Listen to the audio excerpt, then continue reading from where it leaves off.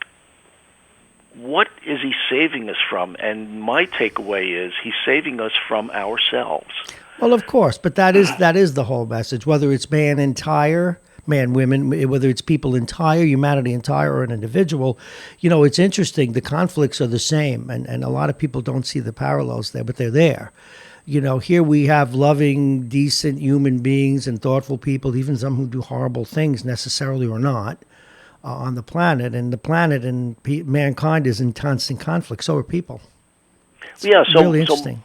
So my, again, I keep telling this to the pastor, and I've said this before. Has she started drinking yet? Well, sometimes I tell her, boy, I think you're going to be sorry you ever asked me to be in this church. She invited you to the church. Maybe you're an example. Maybe one Sunday, because his pastor is a woman, which I really do appreciate. Folks, we have taken this devil spawn, this demon seed. Well, I look at it again in very, very practical terms, because on a global scale, if the whole world did follow the precepts of Jesus, we'd all be better off. But on a personal level as well, because most of the problems that people have are self-inflicted. And, we know people, and we've done it ourselves, if I only had this promotion at work, I'd be happy. If I only could buy this big house, I'd be happy. If I only could buy this brand new car, I'd be happy. And it's a fallacy, because once you get those things, then you say, oh, if I only had a bigger house or a bigger car or whatever. And what Jesus is telling us is no. You got to eschew those things. You need to live God your bless life you. In a way that is satisfying. Give you an example. We do a ministry at the Patterson. There's a men's shelter in Patterson run by an Episcopal church. Then we go down and we feed the fellas that live there. And an interesting thing, one of the guys who runs it that I work with there, a guy from our church, who runs our program, he said to me, you're going to find this is more satisfying to us than it is to them. Oh, absolutely. And it's because, they get a good meal out of it, and, some fellowship, we talk to them and stuff like that. He said, but, you're going to feel more satisfaction absolutely in helping true. somebody than they do, That is absolutely true in all walks of life. I think, I'm sure when your mom was sick or ill, if you've ever tended to a person in your family or a dear friend who was sick, and you tried to visit them regularly and you succeeded at it, the dirty little secret is you got 10 times more out of it than they did. Yeah, it's true. And so Jesus is telling us that's what one more need thing. To do. I want to get to another issue because this is something, and it's a core of my Christianity, and sometimes at risk of great ridicule. Forgiveness is hard to do. And I'll give you an example. Maybe you can apply what you've learned to it. As you know, I had a business some 10 years ago now. And the guy that ran it with us ran it into the ground. He was deceptive, but in a weak way. He was a decent human being who effed up, screwed up. And he wasn't as open with us as he should have been. And then he just walked out one day, and I lost a ton of money. Now, I've honest to goodness, deep down in my soul, because of his weakness, forgave him. The guy have a heart. I really did. He cost me 7 figures. I know. There's another guy, and for 10 years I didn't even talk about it because I thought of some kind of retribution, who deliberately set out, had a process to screw us out of $10,000. I haven't been able to forgive him. Isn't that interesting? And yet at the core of my Christianity is this sense of you've got to be able to forgive people because that's the human condition. That's what Jesus was all about. But man, this guy set out with malice aforethought. The other guy didn't want to screw. He was struggling, and you know how that is. And he screwed up, and he's a human being. But this guy, I don't think had any goodness in him. Well, see, I got to forgive him too, but I'm having a hard time. The basis of all of this is our humanity. We look. Jesus can do pretty much everything because He's in charge. of who he was. We are nowhere near that level, and part of it is you've got to forgive other people, and it's hard to do because you say, "Hey, boy, that guy really did me wrong. That guy. I don't care if he falls off a cliff," and it's really hard to forgive people who, when intentionally. Well, that was the point. It's very harm. Interesting. And it took me, believe me, and you know me a long time. For 10 years, I didn't tell anybody because I thought of I really didn't. I've never had this feeling before. Never. I mean, I've had problems with squatters, and we've all had issues in our lives of people we didn't like. I sued the company I worked for when I left, but I have no acrimony for anyone like I have for this individual because he set out viciously to do it. Yeah. And well, I wanted to go and spit in his coffin when he died, and I didn't find out. Hopefully he did not get the pass upstairs. But go ahead. Well, so this brings me to another issue that people wonder about, and that is it worthwhile to pray? And okay. I'm going to put a stake in the ground and get people pissed off, and then you can retort if you want. I find it to be a very useful placebo. Okay, that's part of it. Mm-hmm. Because number one, people say, "Well, what if there's no God? What's the sense of praying?" Well, it does help. It's better to meditation. Well, it's better to have hope than despair. Number one, does God answer all prayers? Yes, He does. Sometimes the answer is no. Well, you see, this is where we do have to part company. Oh, God, they'll be storming the station. But I don't believe, she may care, they may give a hoot, but I don't think they're listening day to day. I think that they turned their cell phone off. But here's the point. It doesn't matter. And people say, "What do you mean it doesn't matter?" There's really three, there's three components to prayer. One is you ask for favors. You say, "God, please cure my friend of this illness.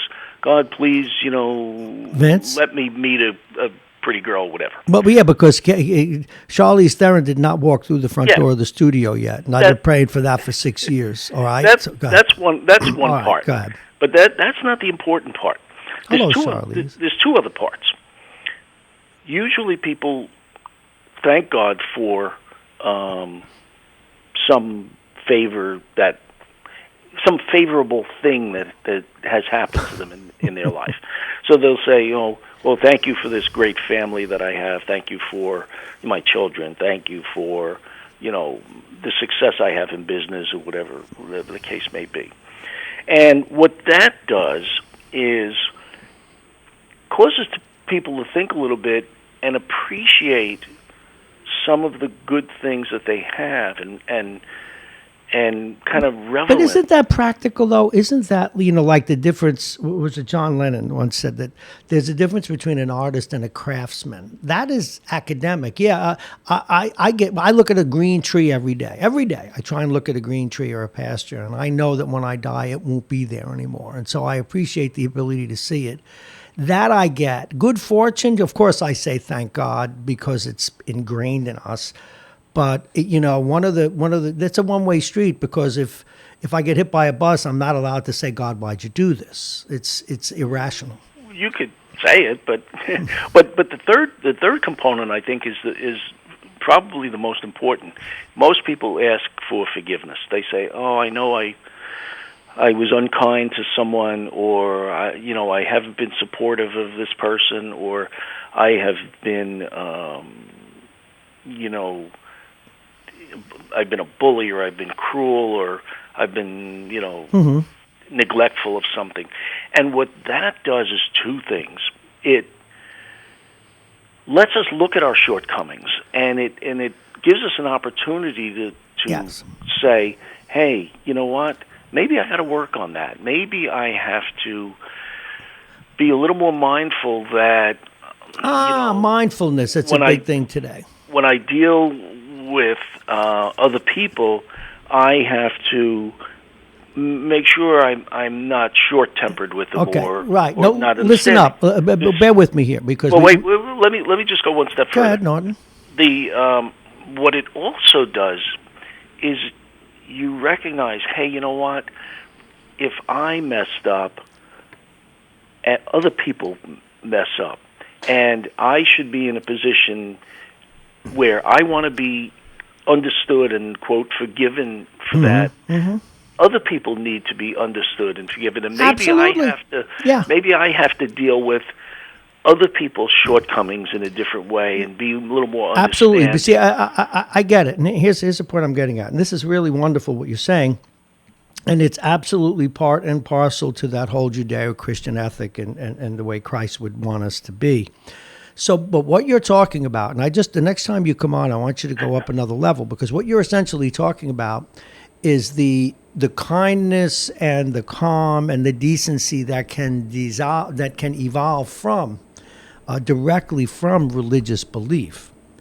But it is using religious belief and principles to modify behavior here on this earth. Right.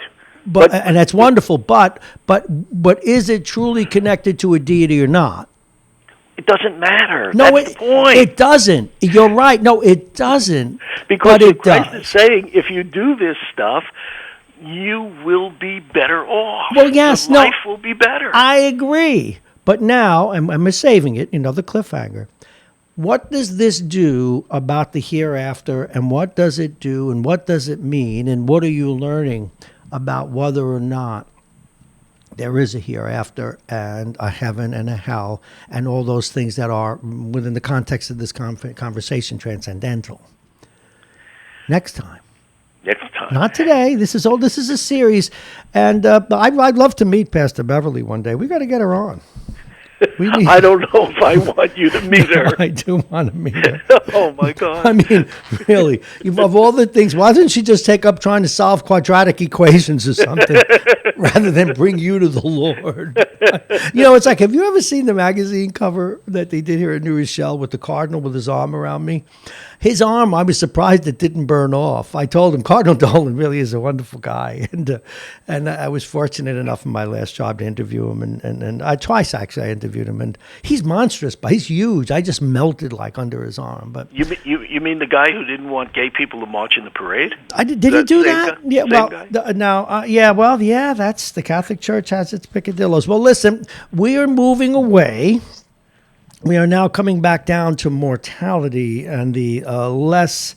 We're not talking about heaven anymore, but politics, where the devil reigns. Yeah. What is it? What word did you use? Venal. Yes, thank you very much. By the way, remember the difference between venal and remember you'd sit up all night. Was that a venal or mortal sin? Am I going to hell, or am I just going? Do you know I taught my daughter about purgatory? I put her in the attic and I closed the door. And I said, "Oh, why am I up here?" I said, "Just wait there. Just wait here now, Christine." I said, "You're going to get out." By the way, you got $5 in your pocket and I'll sell you. I really did. I don't know how she grew up to be so successful. I have no idea. You're in purgatory now, but I got the ladder right here. Now, there'd be no ladder if you were in hell. And by the way, you'd be in the basement. You got the worst in me. Vince Russo, thank you very much. Okay, Bob. Take care. It is 7:15. Then, as you can see, I'm not going to heaven anytime soon. You're listening to Radio Westchester. This is Mornings with Bob Marrone. Thank you so much for listening. It is Thursday, October 24th, 2019. Stay right there while we reset. Coming up, she may even come to the studio, but we know she'll be calling. We will be talking with City Council candidate Sarah Langlois. She is, and this is pretty cool because we like a fair fight. We love two parties here. She is a Republican running in District 5, where there are more Democrats than there are trees. So you'll stay right there.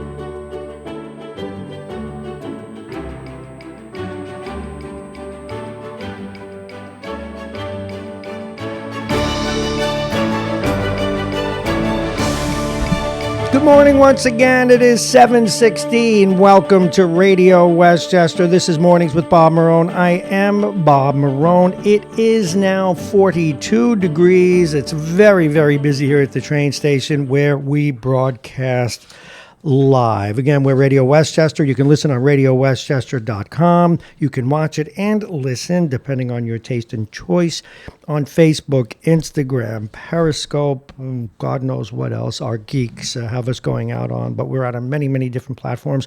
Thank you for listening. We are the station at the New Rochelle train station. We're here. It's still fairly dark out. It's half and half. The windows are open. People are looking in. I feel like a fish in a fish bowl. We're going to go to the weather first.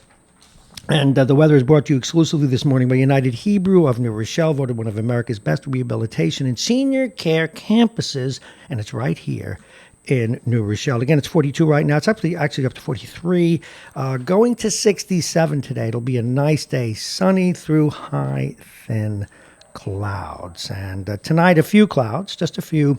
The temperature getting down to 48, nice sleeping weather. Tomorrow, sunshine followed by increasing clouds. The temperature will be 64. The wind out of the southwest, 5 to 10 miles an hour. And it will be partly sunny on Saturday, the high 60 degrees. Bob, what about Sunday? Well, things change a little bit. Cloudy with periods of rain. The high will be 64. The overnight low will be 53 degrees. Some of the stories we're following for you this morning, and we'll encapsulate them. We're going to be talking with Sarah Langlois in just a few moments. West Point cadet Kade Karita, and this is a sad story. We could see it coming. Who had been missing since Friday, was found dead Tuesday night at the U.S. Military Academy. He went missing Friday. They were concerned about him because he took a gun, although with no ammunition and no magazines. There was a concern, obviously, about either depression or something troubling the young man. And their worst fears were realized. He is dead. They have not confirmed how or if he took his own life, but certainly that is the suspicion. A young soldier. Godspeed. Judith Johnson, the prominent education leader and regent, has died suddenly. Perhaps the best-known educator in the Lower Hudson Valley, who fought for educational equity for decades and represented the region on the State Board of Regents. Since 2015, she died unexpectedly early Tuesday. She was 80 years old. And a Bronx pastor from Yonkers is accused of killing his estranged wife in gruesome fashion in front of her two grandchildren in the Throgs Neck section of the Bronx. Victor Mateo, 63-year-old Yonkers resident, hit his estranged wife, Noella Mateo, 53, with his car. She was hiding under the car. He rolled over several times, and he did it in front of, or he's alleged to have done it in front of his grandchildren. And I'm beginning to enjoy the whole notion, folks, of I told you so. And I can say that now because it's but I did tell you so. We did this story yesterday. In fact, Anthony just walked in. He's obviously visiting his dad today. But Chuck Schumer made this big deal 2 days ago. We're going to go to court. We're going to have this. We told you. And it wasn't hard to do. And look, this is politics. I need to tell people. Yeah, I'm going to put on my guest. I need to tell people that I'm going to get this Salt thing reversed. He knew he couldn't. And so today, simple story came out. He failed in his attempt to nullify the IRS rules. Look, God bless you, Senator. You want to do the right thing. You can't. It's the law of the land. We need to accept the law. And lastly, before we talk with Sarah Langlois, 12-3. The Washington Nationals had a can, I can say this now, had a can of whip ass. And they whooped up on the Houston Astros. They now lead the World Series 2-1. And she's probably listening. Bob hasn't picked up the phone yet, but I am, and I am here. Anthony complained about that earlier because I was futzing around with stuff. One of the things that we're trying desperately to do in our towns, particularly along the Sound Shore and parts of Lower Westchester, we have one-party towns, White Plains, Yonkers, New Rochelle, to almost as much. And we want fair fights. We want two parties. And so our next guest is a Republican who is running in District 5, a heavily Democratic district. And the only reason I mention that is Sarah Langlois, and this is not to take sides, we'll have her opponent on, but a very qualified, bright candidate. Please welcome for the first time here on Radio Westchester. We met her once before. I was going to say the barn. It sounds terrible, but we met her at the St. Patrick's Day celebration and put her on the air. Very interesting young woman. Please welcome Sarah Langlois. Good morning, Ms. Langlois. How are you? Good morning, Bob. Thank you for having me on this morning. Oh, the pleasure's ours. And Langlois is the correct way to pronounce it, is it not? Yes, it is. Thank you. Well, you know what? I'm a hockey fan, and the Rangers used to have a guy, Al Langlois, and that's the only reason I learned how to pronounce it. French. Now, I Yes. ask every candidate for office, and I will forever. First question always is, why do you want to do this to yourself? You have a wonderful family, a nice life. Why do you want to compromise it? Well, last year's violence at Rochelle High School really catapulted my involvement into local politics. I planned an anti-violence rally, and my kids and I frequent the children's library, and I was legitimately concerned for the safety of my family walking along that North Avenue corridor. So we talked about potentially leaving New Rochelle, but I grew up here, and I love the community, and so we decided to stay. Ms. Langlois, And I said, pardon me, but that's noteworthy. You actually considered leaving after that incident. Did you hear me? I'm sorry. I mean, yes. Everything that happened, it just hit really close to home. So I decided we're staying, and I'm going to make a difference in my community one way or the other. Okay, you decided to stay, but you also decided to turn it into action. Now, before we get to that, let's introduce you to the public. Tell us about you, your background here in New Rochelle. How long have you been here? What do you do for a living? Those kinds of things. Sure. So I am a small business owner. I have a very small business. I specialize in real estate management. I did not go back to my job downtown after I had my first child. So I am mostly home with my children during the day. Okay. Last year I just really got involved. I started a re-registration petition. I came out strongly against the school budget, and I decided to run for the library board because there was a potential contract with the master developer for the city. And that ended up not being signed, which was great, and I was elected to the library board. So I was very happy with how that turned out. That sort of changed the trajectory for the future of our library, which is very important to our community. Okay. Now, were you elected to the library board? I was. Actually, surprisingly, I was the highest vote getter in the library board election. There were 4 seats open last year. That's good. That's healthy. It's healthy for our city. But now you took this other leap. Why do you want to be a legislator, a councilwoman, and what would you like to accomplish doing that?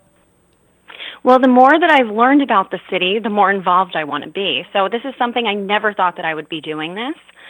I have a lot of concerns, and a lot of them have to do with the development, about the current residents, the people that are already here, and how the city is affecting them long term. I want to make sure that we're taking care of our current residents and at the same time welcoming new residents in. Say more about that. You're concerned about the new residents. Let's go back to development just a little bit. There are all kinds of issues regarding the development. There are people concerned about the short-term issue of losing retail because of all the construction, parking now, and even parking going forward.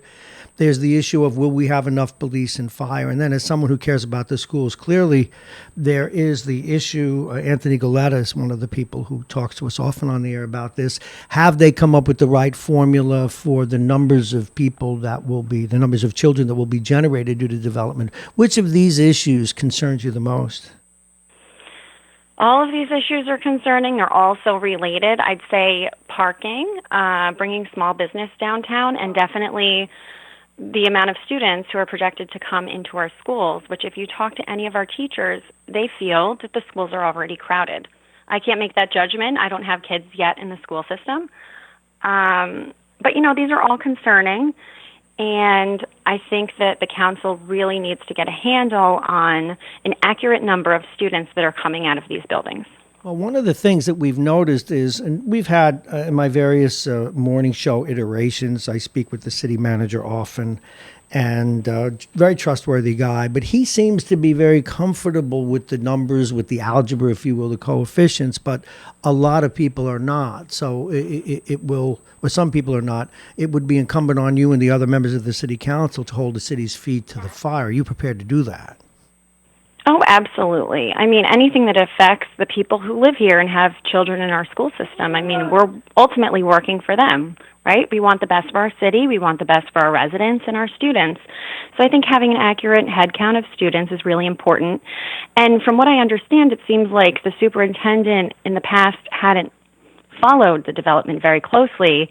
They were supposed to provide a head count, and that doesn't seem to have been done.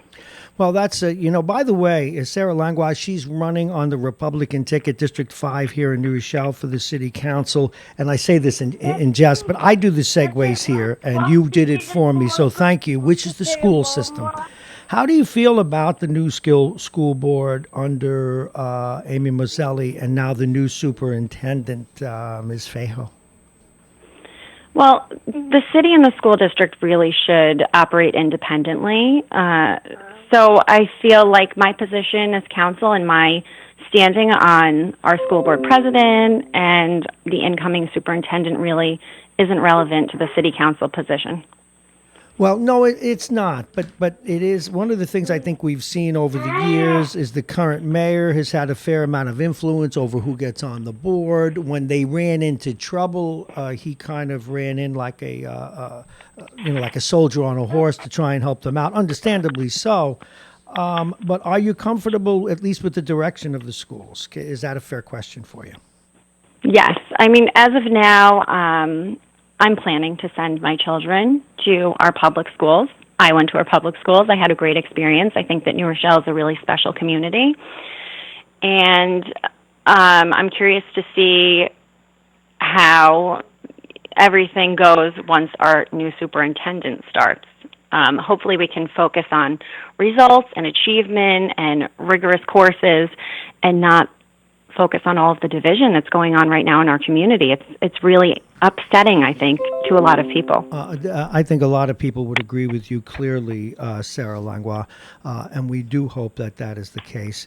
Now, take a look down the road. Take a look at the city 5 years from now, 4 years from now. As someone who has a good chance to be one of the elders, one of the cities, not that you're an older person, I don't want to die, as one of the senior folks and people leading the city, how do you envision New Rochelle in 4 or 5 years? Well, it's going to be interesting because we are anticipating so many new residents, and I would really like to see some more small business coming in. I think that our taxes are already high, so bringing business in and getting that sales tax revenue could be really beneficial. So I hope to see a booming downtown with retail that brings foot traffic, and I hope that our school district is on a positive path. And I really do see a bright future in New Rochelle. Now, a technical question. I should know this, so you can yell at me for not knowing. If you are elected, do you have to leave the school board, do you know? I mean, the library board, pardon me. Yes. You do. Yes. Okay. All right. We want to give you a moment or two, since this is your first time with us. Take a couple of minutes. Usually we say one, I'm in the booth, but since you're new to this process, someone's in the booth, Sarah Langlois, and they're looking at the city, and they know it's a very democratic city. And the reason I say that is we're just, in this radio station, we're big fans of the two-party system. We need two strong parties. We need more candidates like you on both sides to step forward. And not much editorializing we do. I've met you. You're bright, smart. You'd be a great councilwoman. But why you? Why elect Sarah Langlois? What are you all about? In your own words, why should people in this district that has been Democrat for so long, why make the change? Well, I'm really independent. I do my research, I ask questions, and I have a really different perspective, I feel, than anybody else currently on council. And I think part of that comes from everyone in my family being an entrepreneur. So with that comes these inherent qualities. You need to be creative, you have to do what it takes to get the job done, and really be self-sufficient. So I think that would be helpful on council, and, I'm not afraid to stand up for what's right. Clearly, or you wouldn't be running. Now, so I'm in the booth. What's the difference between you and, say, your opponent or even the party in power today? Differentiate yourself. Let's see. I have been really active in the community. I've always been a community volunteer, but as of last year, like I had mentioned, I really got involved at the local level. I really want to have a positive impact on my community. This is where I live. This is where I'm raising my family. So I think that my track record of leadership and success really speaks for itself as far as organizing a rally, the re-registration petition with the school district, and coming out strong against that school budget last year, and running for library board. Well, I think those are big accomplishments. Keep this on your schedule if you can. We'd love to have you back next week, and we'll see if we can even move you up in the weekly lineup, get you on a little sooner, and give you some time to make your case. Sarah Langlois, thank you very much. We wish you the very best of success in your campaign. You have a great day. Thank you, Bob.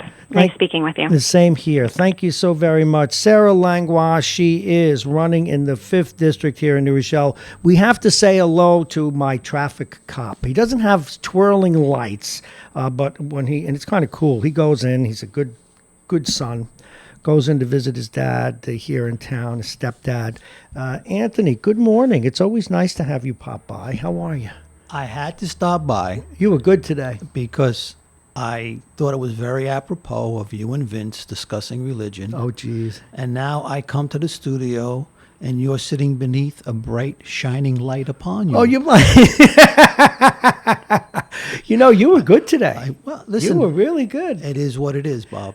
Like I Terrific. said, the thing with the Abenanti really bothers me. Not for him personally, but for the law that's being proposed. And I really hadn't given that much thought. I so want to see more. In fact, that's why, as you know, what we do here. Bob Cox is coming in here at 8 o'clock today.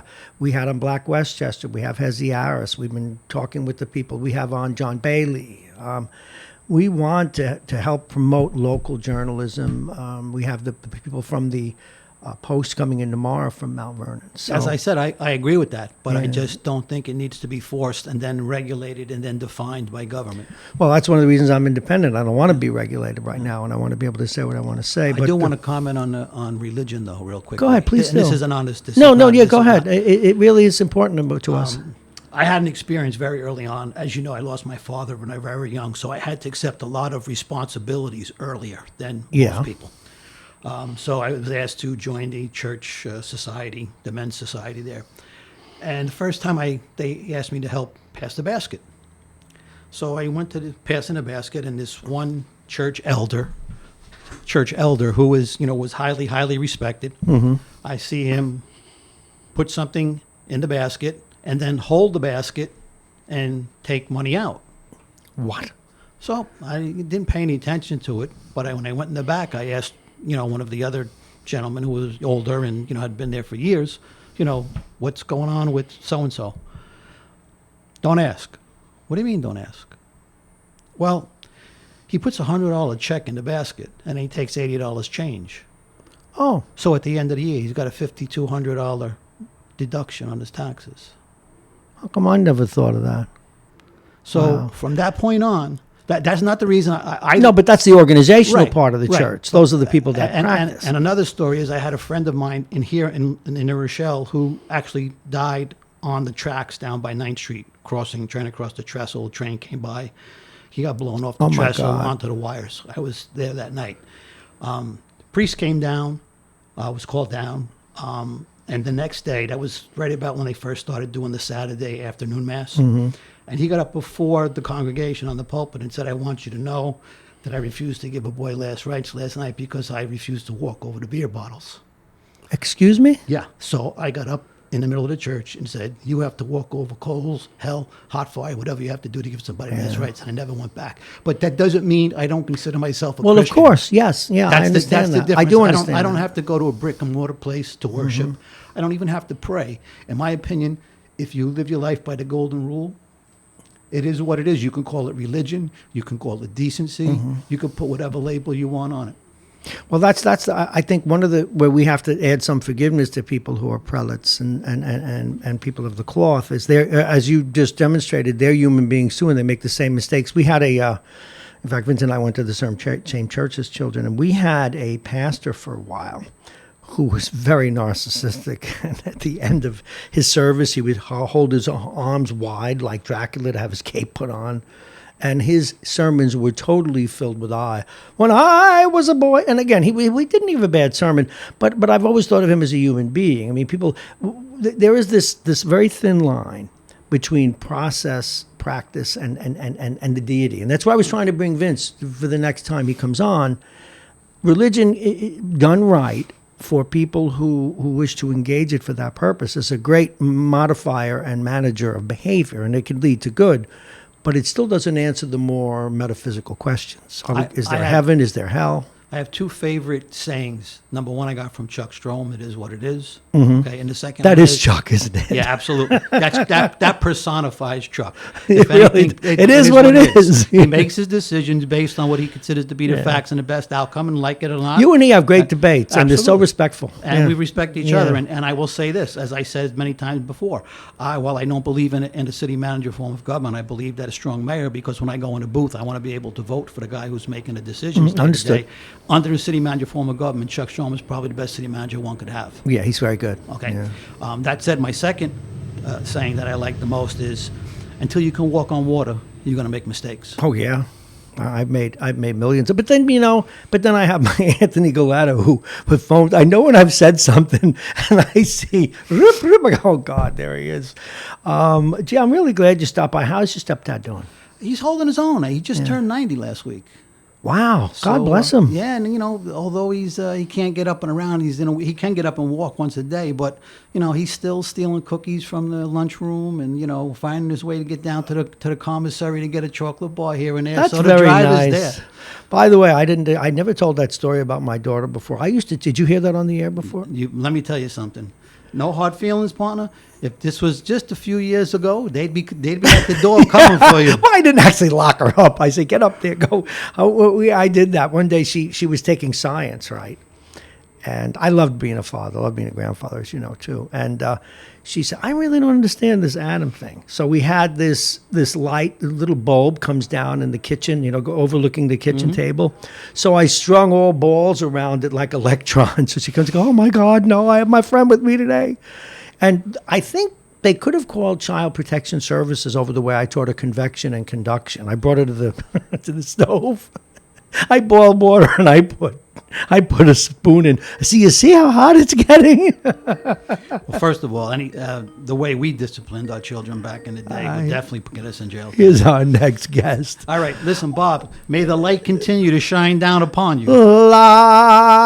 All righty, we go to our next guest. I'm sure it's. I'm looking at his screen, and I got to figure out a way to get the name to pop up. But I'm pretty sure it is the very fine editor-in-chief of Black Westchester magazine. Please welcome, and if it's not, they'll say it. Please welcome A.J. Woodson. Good morning. You're on Radio Westchester.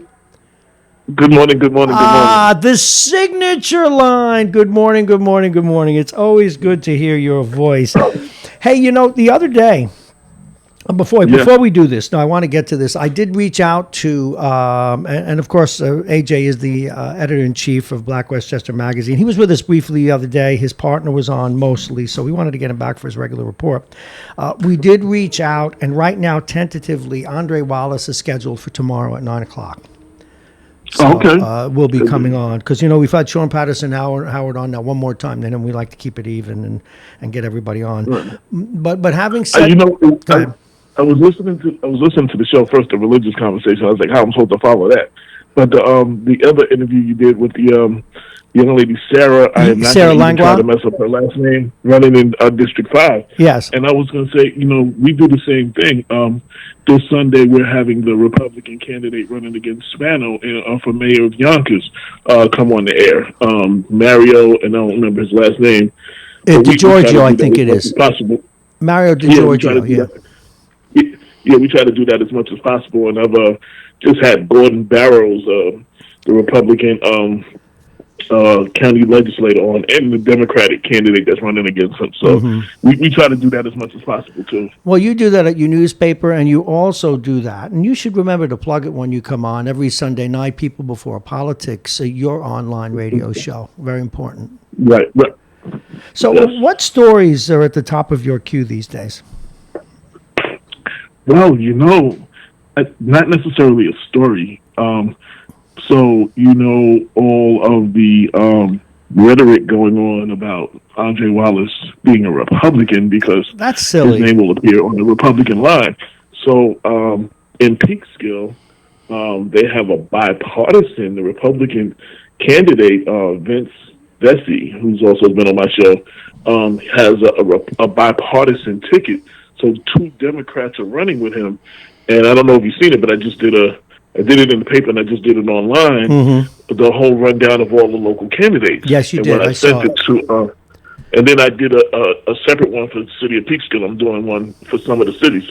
So I got so much pushback on Facebook saying that these candidates are Democrats, and by what I wrote was very misleading, and because they have an R by their name.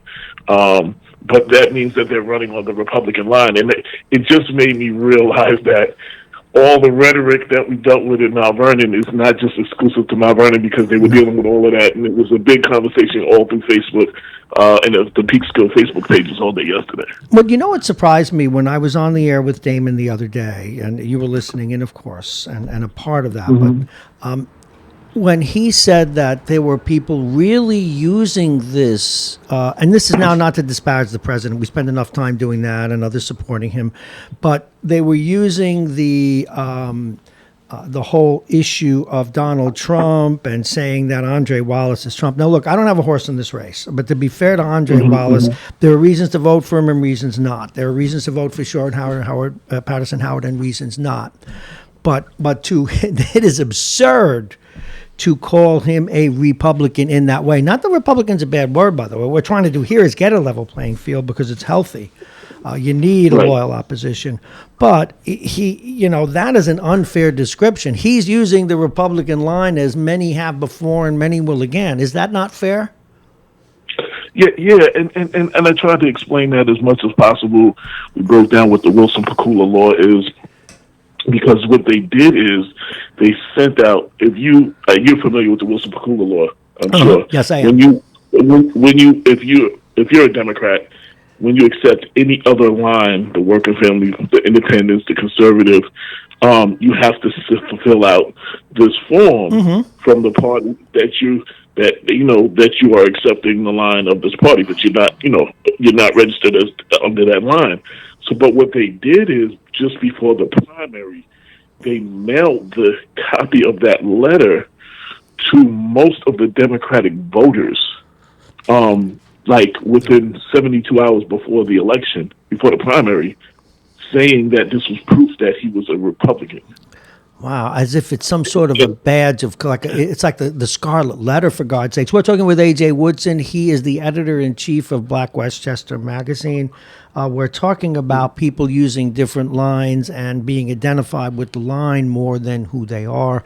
That's a real issue. Do you feel that you, and again, you're only one voice, but a powerful one, do you feel that you and even the Wallace campaign have had any success in getting them to focus on the candidate and not the party?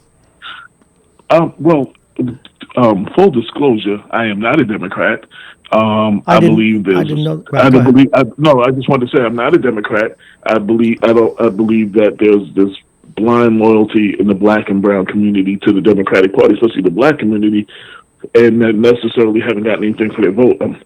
That's one. Two, I believe that the two-party system, which is definitely better than a one-party system, has a stranglehold. I like to see something like open primaries. That's just me.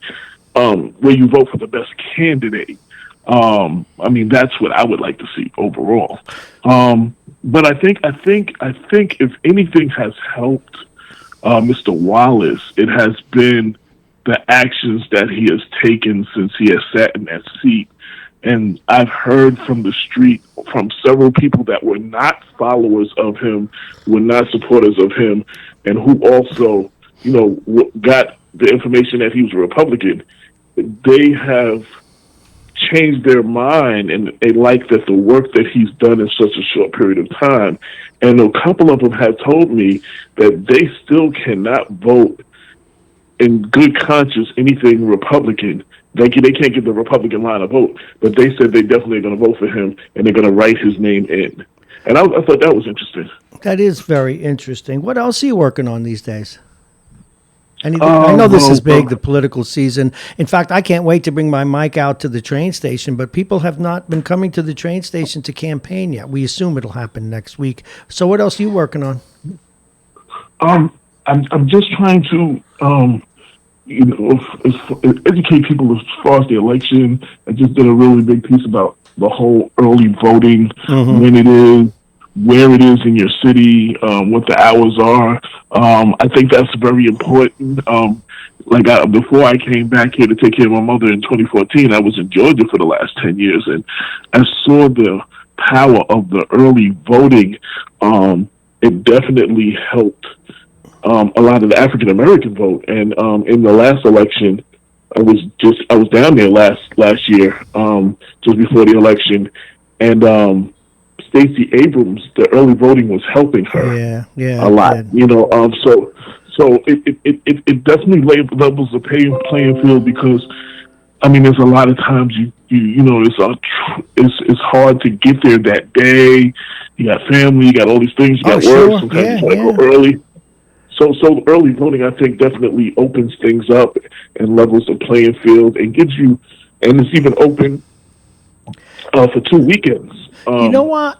This is one of the most important things we've ever had on our air, and I am not beating that drum enough the way you are. Kudos to you. Say more about it, and then we open over the weekends as well. Yeah, so I think the weekend thing, I think that was the most important thing of the early voting for those 9 to 5, Monday through Friday, work in the city or whatever. You don't get a chance you can't take the time or whatever it is. It's Saturday and Sunday voting. This coming weekend, I think it starts this Saturday, the 26th, and then again next weekend. So it gives you a chance to go out without interfering with your day and whatever else you do, and that's definitely a first time. And it's funny because I had both Senator Andrew Stewart Cousins on our 200th episode show, and I've had Senator Biaggi on, and I had them both explain the election reform. And hey, listen, we got to go. I got another guest lining up, but again, kudos for this. Keep doing this, and I'm going to take a lesson from you, and I'm going to start beating that drum too. Thank you very much. Okay, yes, and I just sent you the link to that story I posted about. Thank you very much, AJ Woodson, everyone. He's the editor of Black Westchester magazine. We're going to talk about Medicaid in just a moment. Very, very important thing. We're going to talk with a Mr. Rod. No, not Rod Griffin. I had that backwards. We are going to talk. I have the file. Don't you worry. In fact, I just told him to call me back. We're going to be talking with Christopher Ciano, Senior Vice President and head of Aetna Medicare. And the reasons are many, but the most important reason is it's time to re-up. It's time to change or to reconfirm what it is that you want. So I'm looking for the phone number. It just came in. There it is.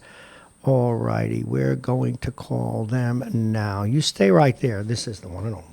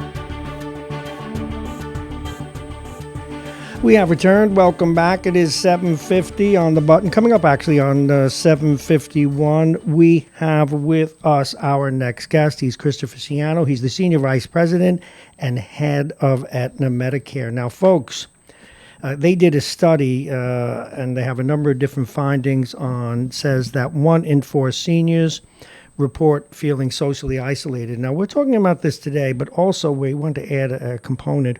This is that time of year when people are re-enrolling in their Medicare plans, letting them stand pat, or for the first time signing up. But this whole issue, and we've talked about it before, in fact, we're learning in terms of dementia, in terms of depression and other things, that it is stimulation, it is the absence of loneliness, it is the need to socially relate that is so important. With us again to talk about that, please welcome Christopher Ciano. And I hope, I'm an Italian guy, I ought to be able to pronounce it right, but he'll tell us if we're not. Good morning, Christopher. Ciano or Ciano? How do you pronounce it? Ciano, Bob, you did great. See, I got it. I did it. This is very interesting stuff. Tell us about this study. Well, actually, what we have seen is that social isolation increases as seniors age. So the CVS study on a path to better health has really isolated around that 1 in 5 seniors have said that they lose the desire to be social as they age, and that it's really difficult for them to make friends, and that many times family and friends don't live anywhere near them. And it's important to note that really, as you think about it, we've seen literature that says loneliness, which is a critical part when you're aging, can have the same impact on mortality as smoking a pack of cigarettes a day. So it's important for seniors to reflect on the activities they've had throughout their lives, and as they age, to find avenues and ways for them to stay engaged, both physically and mentally and emotionally. Because if they do that, then we can avoid some of the isolation that occurs as you age. Now, a lot of people live singular lives very happily. What happens when they get older? Why is it different when people are older, or is it just the change for those people that have had active lives and then now are isolated? Do we know? Well, I mean, every situation is different, but I think that you have in many examples that seniors may move to be closer to their family members, in order to be with their grandkids, whatever. And when they leave their communities, as an example, that they've lived for many, many years, they leave their friends, they leave the environment that's familiar to them, and they have to kind of rebuild that environment for themselves. And that can be really hard, how to make new friends, how to find resources in the community.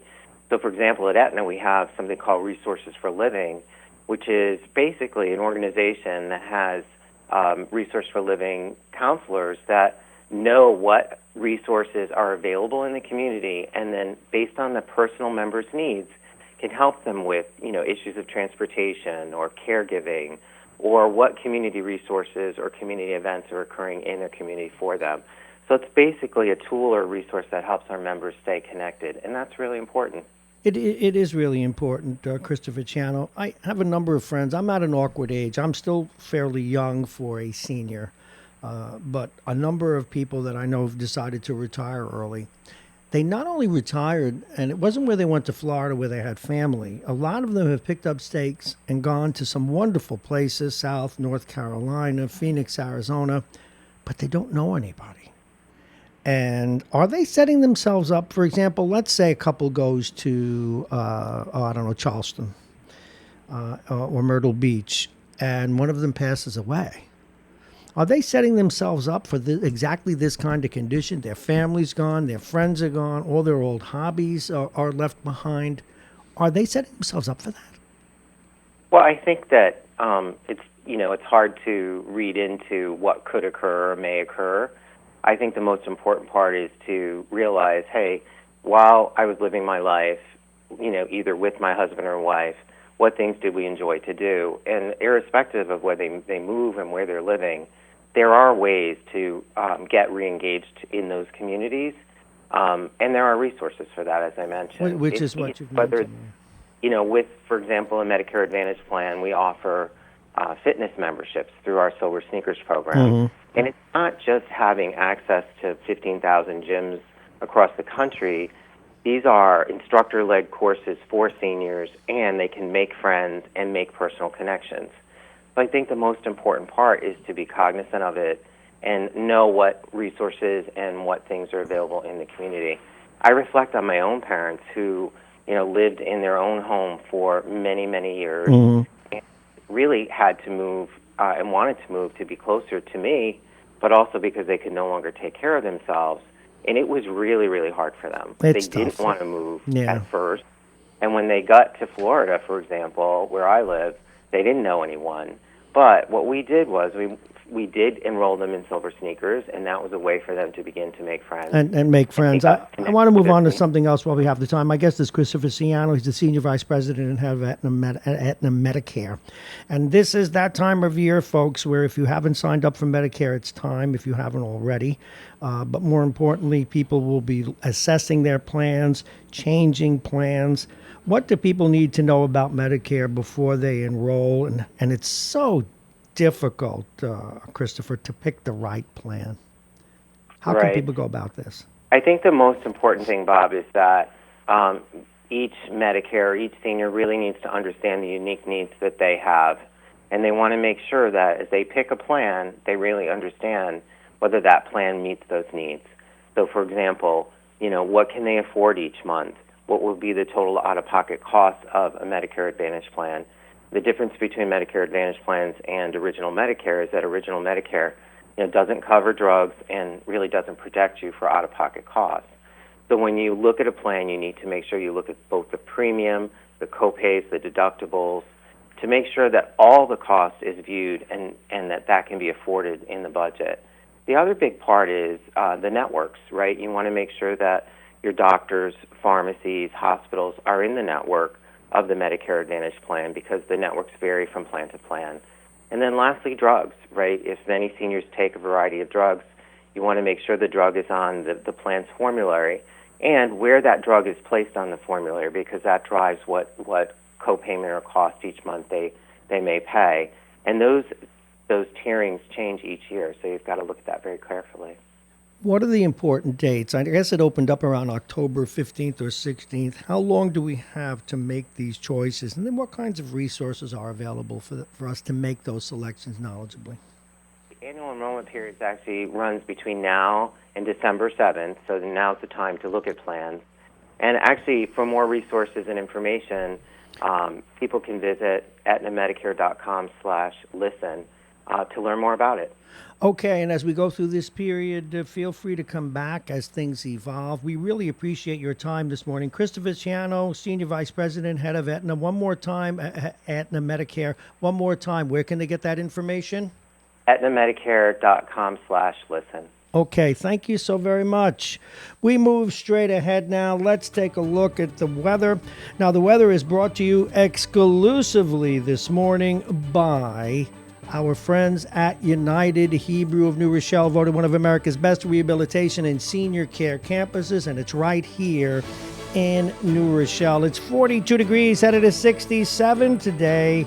Sunshine through thin clouds through the whole day. Tonight you'll sleep like a child, getting back to about 48. A few clouds in the sky. Tomorrow, sunshine followed by increasing clouds. The temperature 64. The wind will be out of the southwest, 5 to 10 miles an hour. Saturday, nice day, partly sunny.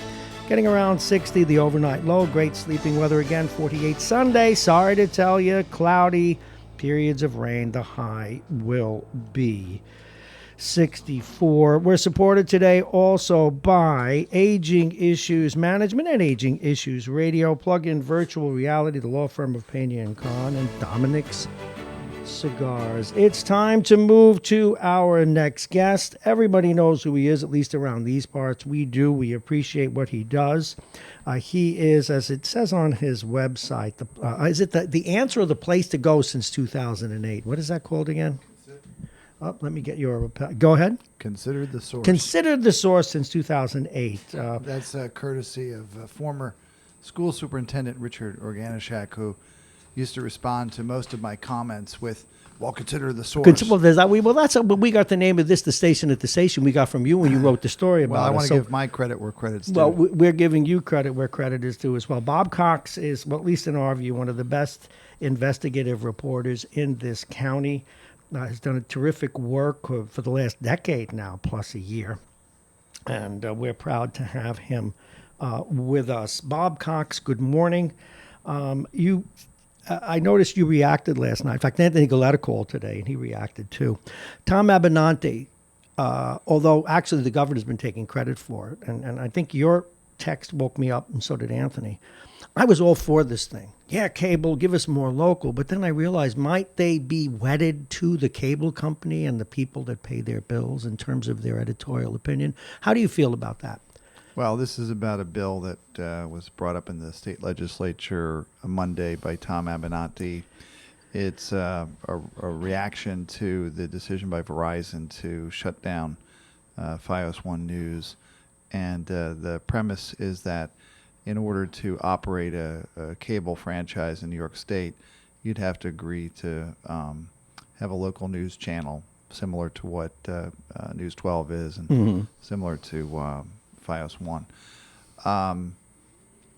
There's no limit to the number of ways I could describe this as a terrible idea, but let me just start with Take this a shot. You're not shy. Well, let's just start with this one. The government has no business getting involved in any aspect of media operations, and certainly not forcing the creation of any media outlets. That is not the slippery slope. That is the crevasse that you fall into when you slide down the slippery slope. That is the bottom.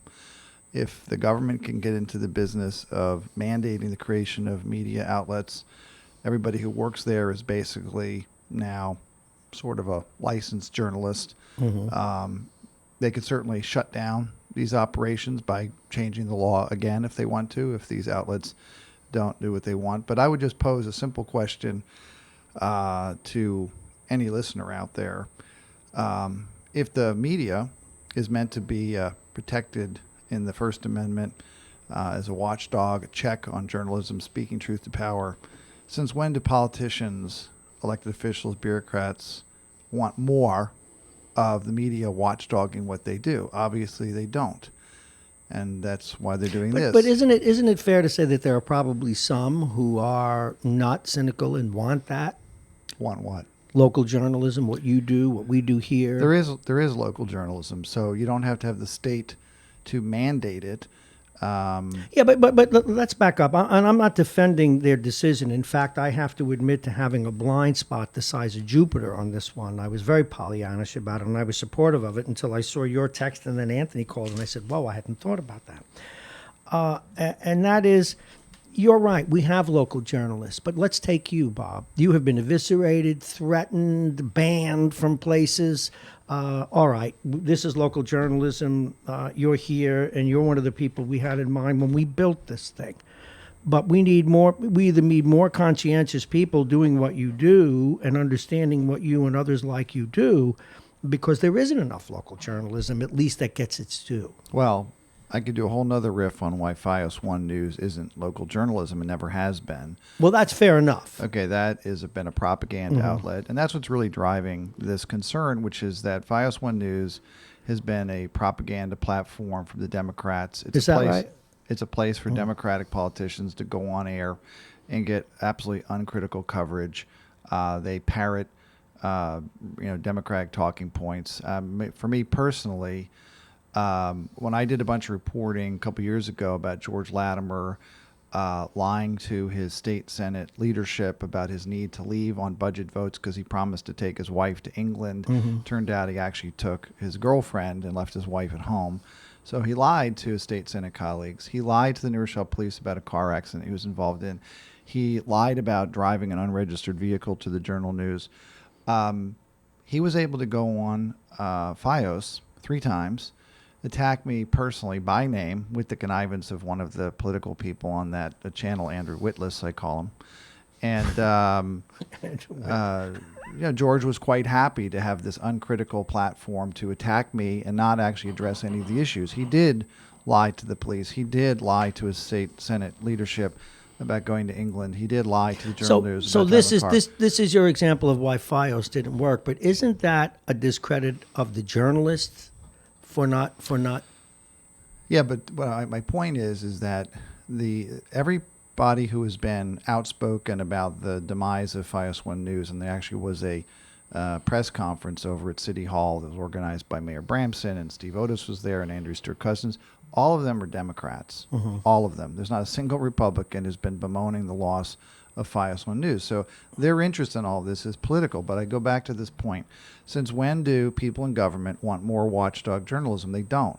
So why are they proposing to create these new media outlets that they're going to compel cable companies to produce? Because they want lapdog journalism. They want a platform to get themselves on TV. Now, Abenanti said in his statement that somehow democracy will suffer if we don't have the information. Well, I got news for you, Tom. There's something called the internet. Okay, people can get information direct from the source. You don't need to get it from FiOS One News. Another thing, FiOS One News hasn't been around that long. Somehow, for hundreds of years, Westchester County managed to survive without FiOS One News, and we're going to be able to survive for hundreds of more years. I never without them. watched it till they did a story about me. Well, So the 807 Bob Cox. the idea that you can't get information, okay? For myself, I can sign up to get alerts from the city of New Rochelle. I can get alerts from my own college. I can, if I want to see a George Latimer press conference, I can click a link and watch the entire thing. Anything you want to get these days, okay, is readily available directly from the source. Now, you're knowledgeable. You're a journalist. When you did your first hour with us a couple of weeks ago, we learned a lot about your background. A lot of people who go on, and this is, again, not to defend their decision, but talking about local journalism and in general, Facebook in particular, considering all the bots, considering all the conspiracy theories. I know Jack Breslin comes in here and says, don't worry, Bob, more is better. But still, how do we get the average person to know what's real and what's not?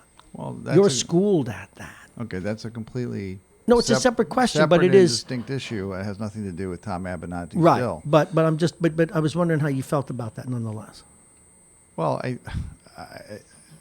I think it's the incumbent upon people to go to sources that they can trust, who have a track record of being trustworthy, going direct to the source, and probably the most important thing of all is to get your news and information from multiple sources so you can actually see the difference. If you only, to take a national political view, if you only watch Fox News, if you only watch MSNBC, you're going to have a very skewed perspective. View. If you watch as much of those, you flick back and forth and you see how they're covering the different stories, you'll have a pretty good view. But look, the reality is most people in this country, if you look at all the surveys, don't really pay attention to the news. They couldn't tell you the 3 branches of the government. They couldn't tell you who their local congressman is. This is so true, but it's breaking my heart. Okay, so we had FiOS One News for 10 years. It didn't solve that problem, okay? FiOS One News and having bills to mandate more FiOS One News is not addressing any of those kind of issues. This is actually just creating a media platform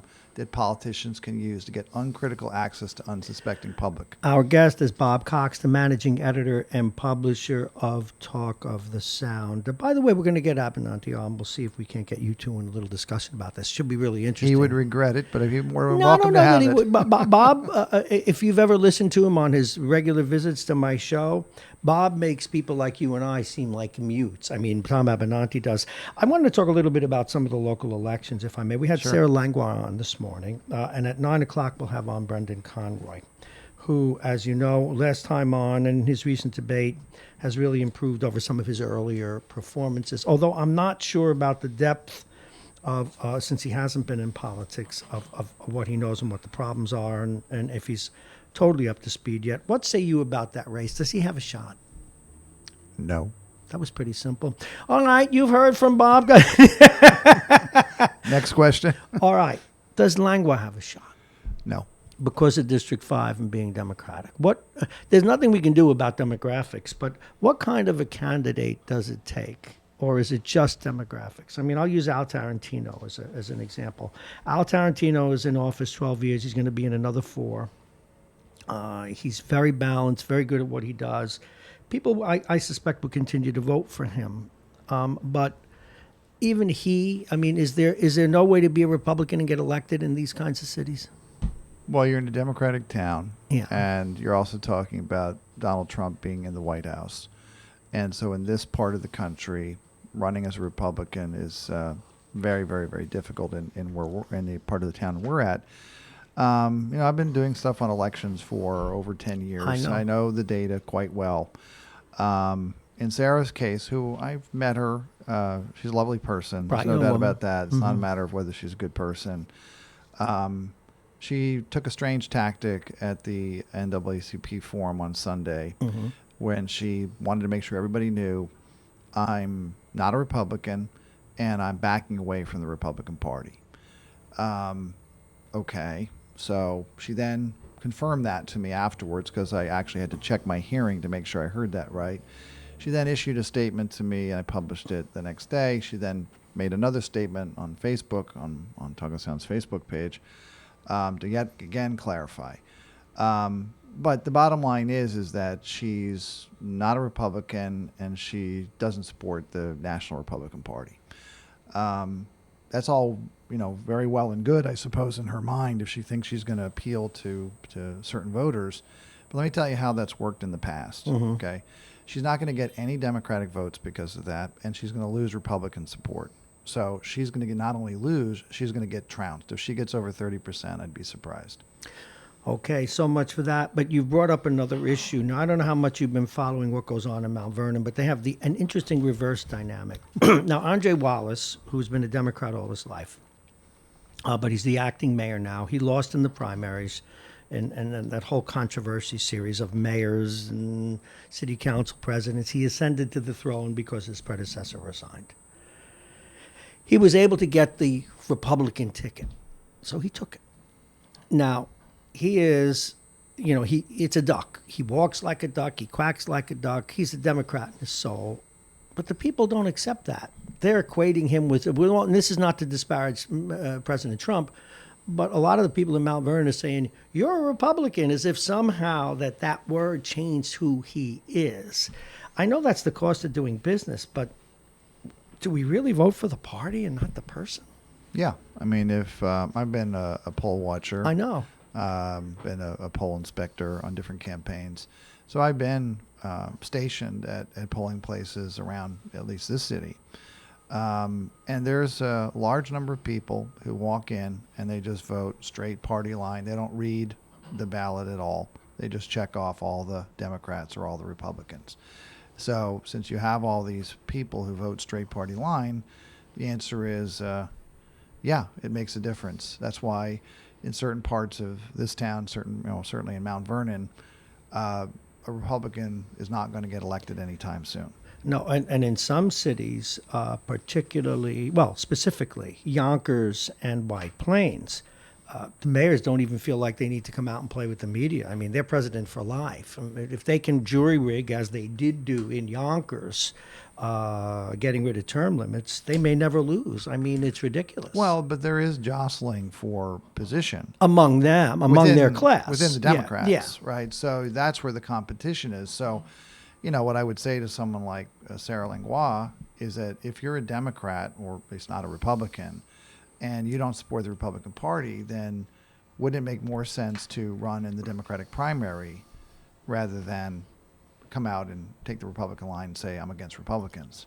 My guest is Bob Cox. He's the managing editor and publisher of Talk of the Sound, Consider the Source since 2008. And by the way, I just want to make it clear that the superintendent didn't mean it as a compliment. No, I knew that. I figured that one out. Consider the source, Bob. Rest his soul.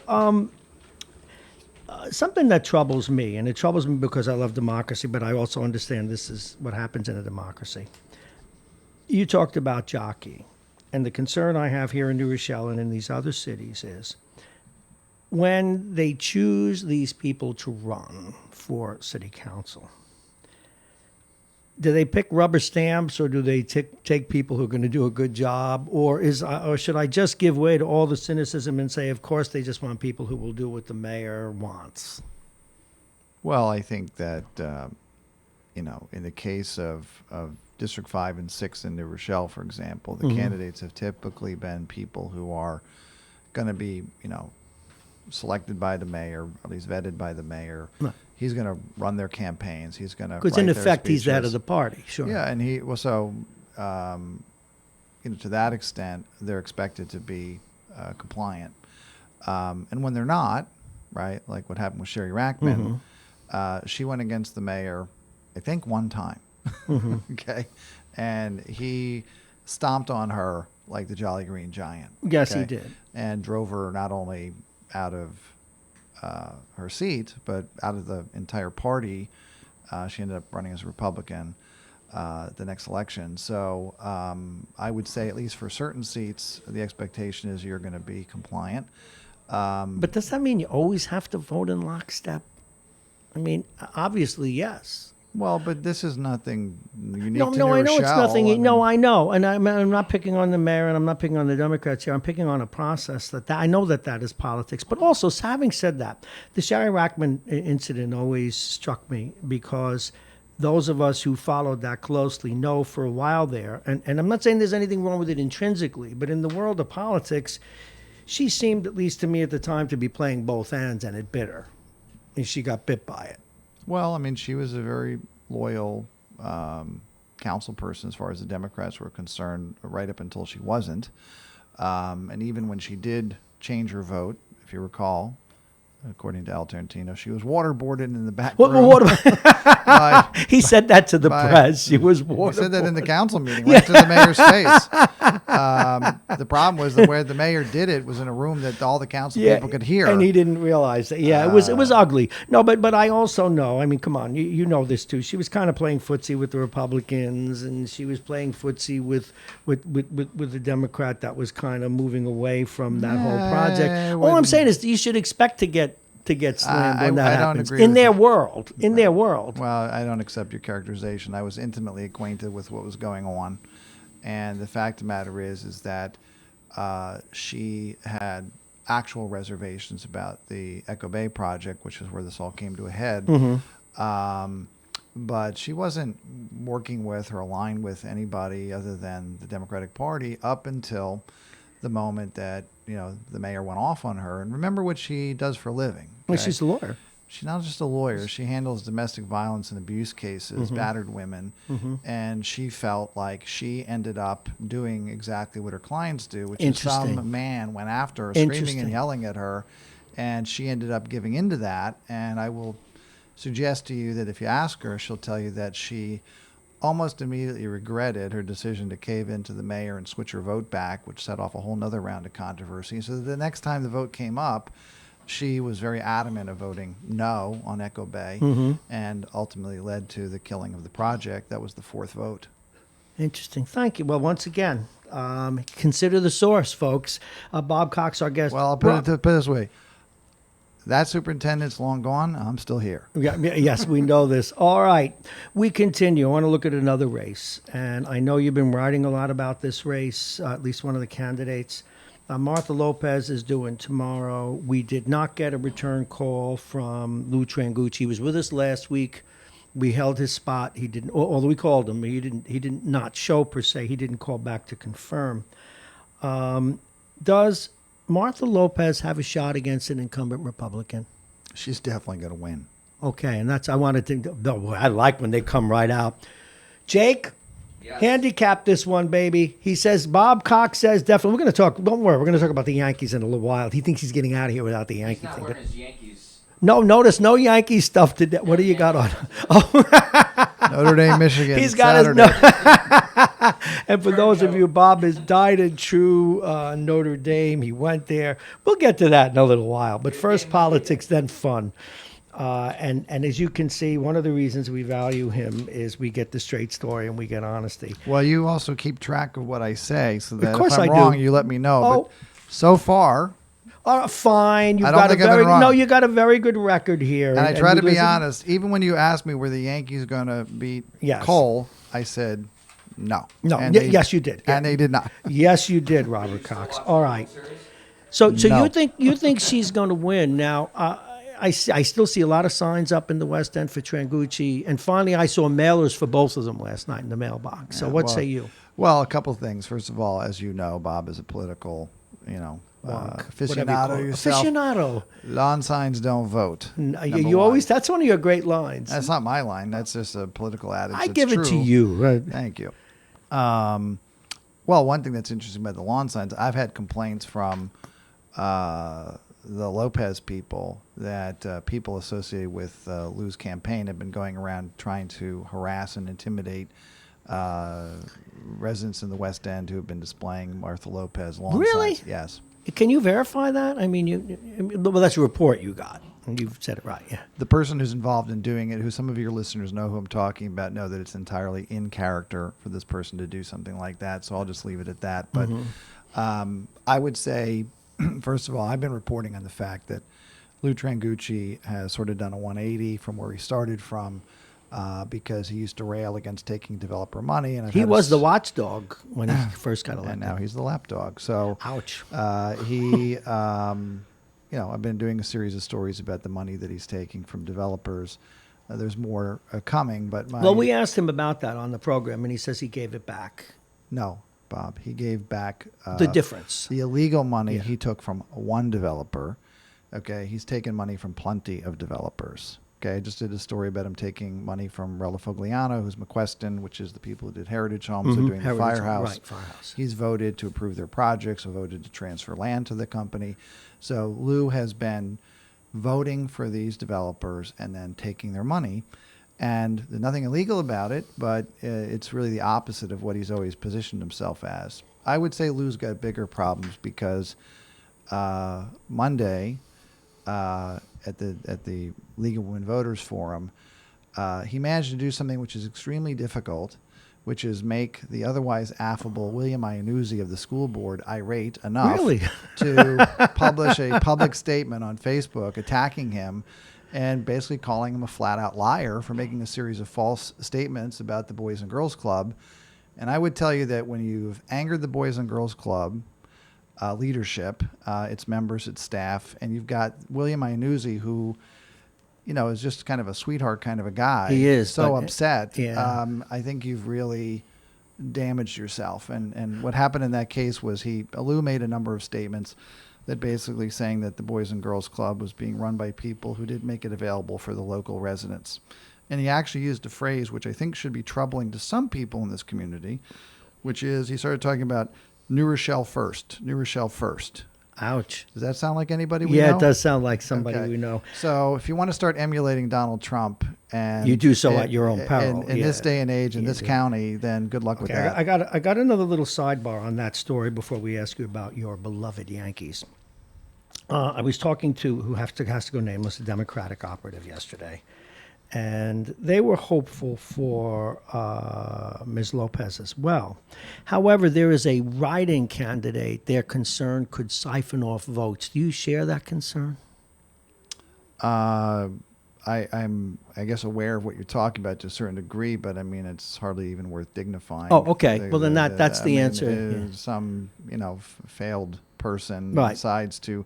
You'd have to ask yourself this question: why would they be doing that, other than as part of helping the Trangucci campaign? Folks, this one of the cool things about interviewing Bob Cox in person. There's this little look that comes over his face when he's making this decision. How hard should I blast the Inquirer here on this one? All right. Do you remember in the in the Godfather when Michael says you got to answer for Santino? Well, you've got to answer for the Yankees. Well, Aroldis Chapman throws a slider when he's got the greatest I don't know what fastball he in threw baseball. because as soon as Altuve swung, I turned off the TV, and I haven't turned it on since. I have a strict policy when it comes to Yankee baseball, which is when they make the last out, if they haven't won, I'm talking about last out of the season, I turn off the TV. I don't watch the news for a few days, and I don't really look at baseball until February. So you go into a depressive I have mode. no idea what happened after he swung. Well, he threw- other than they lost. He clouded that ball. He threw it. Well, you know what? Relief pitchers live and die by that. I think we overpay relief pitchers, with the exception of Mariano Rivera, who was like something out of another space, another dimension. I mean, in fact, I'd like to talk about him for a minute. You being a Yankee fan as you are, everybody knew what he was throwing. He threw one pitch. Everybody knew it. Nobody could hit it. That's so rare. That's so unbelievable. I still can't wrap my head around Mariano Rivera. Well, I will tell you that a person I know bumped into Mariano and brought up Chapman to Mariano. And I won't identify this person. They can identify themselves if they want to. But this person who's a big Yankee fan said to Mariano, imagine, with all you could do if you had, Chapman's fastball. And Mariano looked at him quizzically and said, I didn't need it. No, of course he didn't need it. And he broke bats. It was fascinating because the whole art of pitching is deception and changing speeds and not tipping your pitches. And it was like, here it is. It's going to be the cutter. Well, look, Mariano is... He had a gift. Mariano is a Ted Williams type Yeah. player, right? A unique player that comes along very rarely. I'm not going to say never, but... as a Yankee fan, it was always a pleasure to know that if we got to a certain point in the game, you could rest assured that it was over. However, I can tell you every time it wasn't over. Sure. Cleveland 1997, Diamondbacks 2001. Yeah, well, Diamondbacks, one of the things that actually increased my admiration for Mariano Rivera was people forget that he gave up a walk-off home run to lose the World Series. A walk-off home run. Well, it was actually a blue. Well, whatever. Okay. Excuse me. I digress. Bloop See, single I hate dealing with these journalists. Bloop single to right over the second baseman's head. See, these journalists like Bob, it's like, again, police car behind you. They light up, whoop, whoop, whoop, pull over. I did that pretty good. Whoop, whoop. He was the same guy after that ball game that he was in every other. And I think that was one of the most, he had to be the most gracious athlete that way. This side of Gordie Howe, if you know anything about him, was gracious like that, but ridiculously so. Yeah, and I'll tell you, and still today, I had the experience of being down at the Hudson Park where my son was working over the summer, and I went to pick him up, and this TV crew came walking past, and there's Mariano, and of course I immediately jumped out of my car to see what was going on, and they were doing some interview bit down at the Hudson Beach, and I stayed with some of the the kids who were working there to kind of pick up my son and also, see what Mariano was up to. And when he was finished, he came walking up to where all the kids were who were working at the beach, took pictures with everybody, chatted with everybody. Then some other people were there. Came around the corner, there was an old lady, with a walker and her daughter, and he started chatting with her. She obviously had no idea who she was talking to. Oh, my. And the daughter certainly did. She's so excited. And he just was very graciously talking to everybody. There was no brushing people off, pushing people. So just an incredible human being. He really is. He is very So I would decent. say he's as good a human being as he was a baseball player. Yeah, he was. When I don't, and I argue with other journalists about this, I'm not, as you berate me all the time, I'm not very good at self-promotion. And I've interviewed a lot of famous people in my life, and I've never asked for a photograph with them. I think that demeans a journalist, and I think that you take advantage of your guest. But I am proud of the fact that I was interviewing. It's my favorite photograph from having done the radio, and it mixed my background with Mariano Rivera. I was interviewing him at City Hall several years ago, and I think it was Jennifer Parenti, pretty good photographer, and she took the shot. I was showing him a Spalding, which we played with his kids. And you got to see his face looking at us. So, no, I never saw one of those. And he was always gracious. I'm sure you've interviewed him too. I have. Just always gracious and decent. He always showed up when we did that charity game with WFAN. And except we wouldn't let him pitch. But you don't think he would have thrown that 80... Was it 7 mile per hour or 89 mile per hour breaking pitch? No, I don't know what he would have done with his ball. I can tell you what I'm talking about with Altuve. I can tell you what pitch he would have thrown. What? The same pitch he always threw. That's exactly right. If you hit it, fine, we're done. If you don't, but but going back to the Yankees. No, but let's get off the Yankees because I don't want to run out of time here. I want to go to the World Series. Are you surprised by what I know? Jake. He's grinning. He loves, he's the type of guy root for the devil if he fought God, He loves underdogs. Are you surprised by the performance of the Nationals? Well, Strasburg not, but. Well, I'm not surprised only because they've been on this tremendous roll. What makes it so amazing was in June, they were talking about trading Scherzer, giving up on the season, and all of a sudden they're 2 games away from winning the World Series. So I'm not surprised. I watched some of the Nationals, NLCS series, and obviously they have great pitching. They have great chemistry. I'm surprised that they blew the doors off of Houston last night, I guess. But I don't have any love for the Astros. I'm happy to see them get knocked out in 4. So, more power to the Nationals. Especially I also think it's a good story, right? Because it's another team that has never won. That franchise, I think. Well, they were the Expos. Yeah, I don't think Never won. I don't think they ever went to the World Series. No, as I the don't think Expos, they did. Right? Oh, did they? They went one yeah, time? Jake, yeah, they did go one time. Okay. Okay. Yeah. So I think it's just a great story if they win. I think that the Washington crowd, the fans, will be deliriously happy, and I think it'll be exciting. So I suppose I'm rooting for them, but I think I've watched a grand total of 1 inning. It's too painful to watch. Yeah. We have to what, and I know that your TV set was destroyed by the Altuve home run. You know what I love about him? He's my size. How does he generate that much power? Actually, he's a little taller. See, this is why no more journalists. I want you to put police tape outside. Can't you just fluff it once? Well, after can't you just after 2 more games in give Washington, me a break. You can get him to come up here and do an interview, and we can get the video. You would love that, wouldn't you? And you'd be saying, comparison. Bob Cox, right again. Bob Cox, our guest. He's the managing editor and publisher of Talk of the Sound, considered the source since 2008. Something I've always wanted to ask you, and it's off the beaten path, but you have it has to do with college. Now, you went to a great school. You went to several schools, obviously, in your education, but your alma mater is the great Notre Dame, great athletic programs, known for football, etc. You're wearing their uniform now. No. Would you pay Division I athletes? Wanted to ask you this for years, and because I wanted someone who wouldn't gild the lily. I think that Division I athletes are taken advantage of for sure. Yes. And I don't really have a problem of trying to structure some way that they can get paid. Because they make millions for the schools. Yeah. I mean, I will say the flip side of it is that,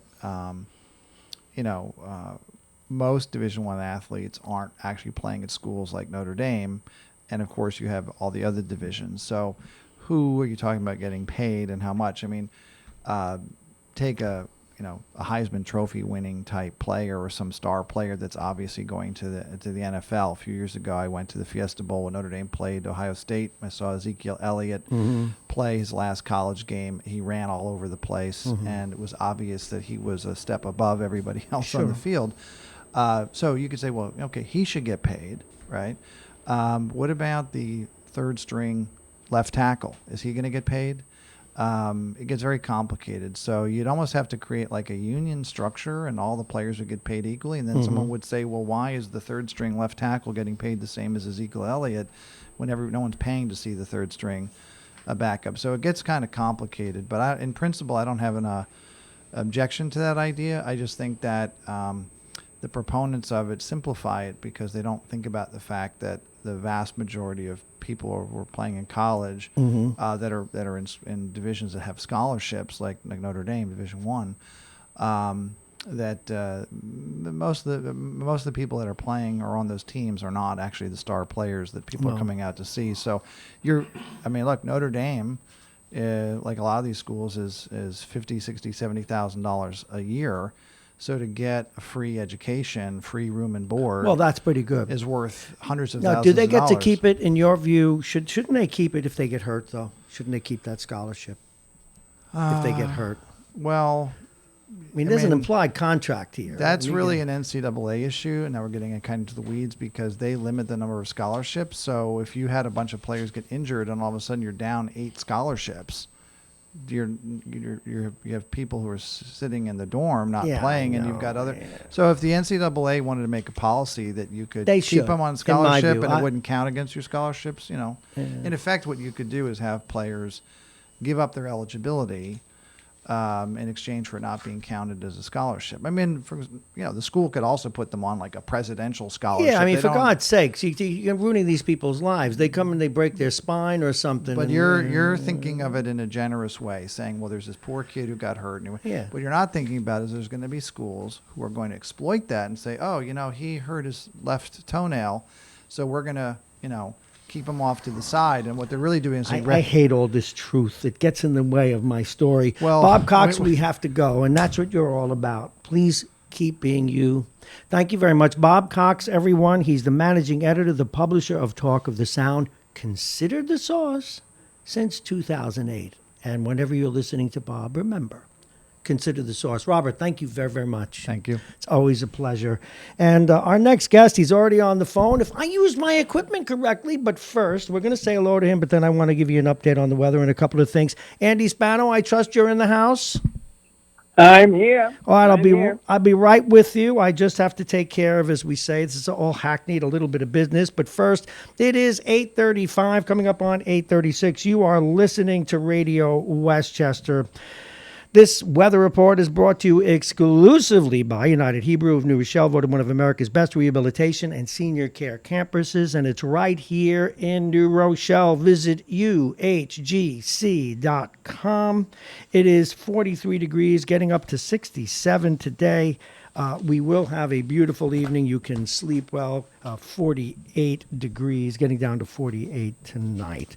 We're also supported this morning by Aging Issues Management, the law firm of Payne & Kahn, Dominic Cigars, and Plug-in Virtual Reality. You can call us at 914-727-2726, 727-2726, 727-2726.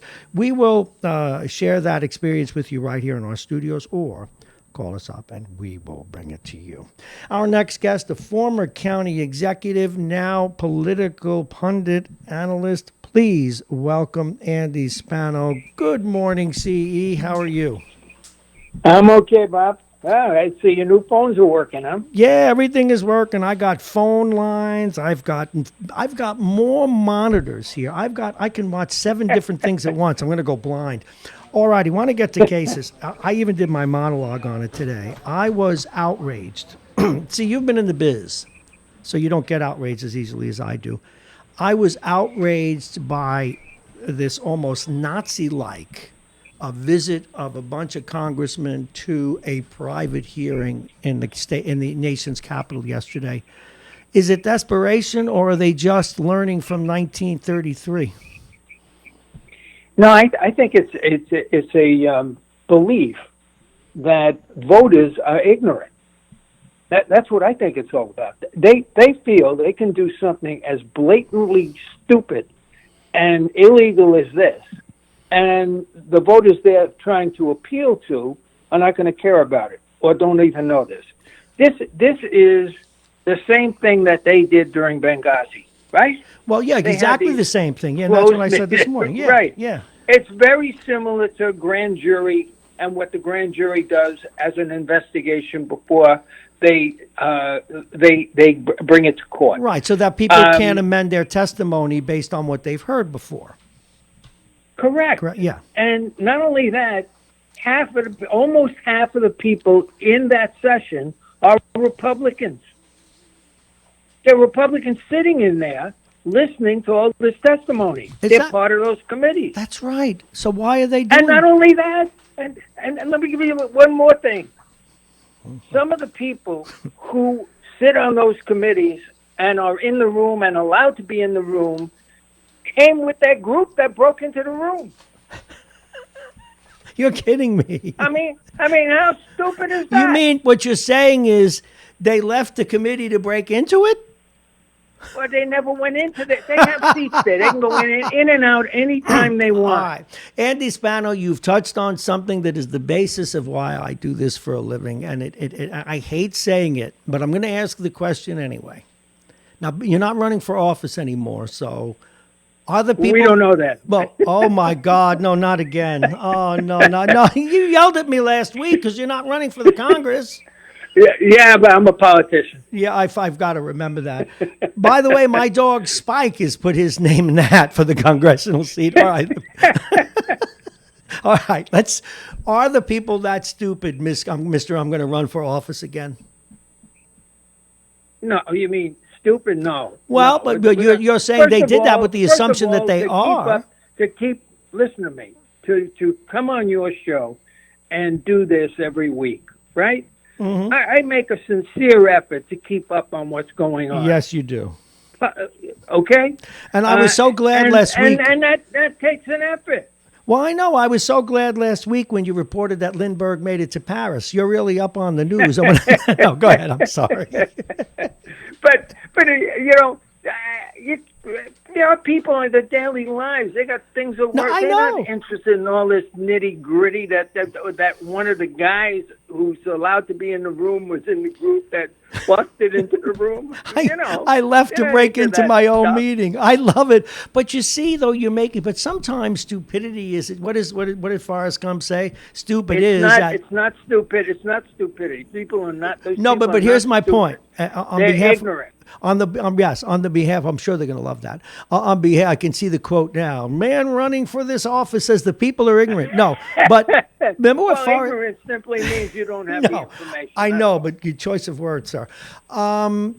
As Forrest Gump famously said, "Stupid is as stupid does." And the reason I say that is there are a lot of people who, I mean, I put that little nasty Nazi spin on it, but there are a lot of people who are going to put a bigger spin on it because it looked like something right out of we may as well have been in the Reichstag. Maybe they'll burn it down.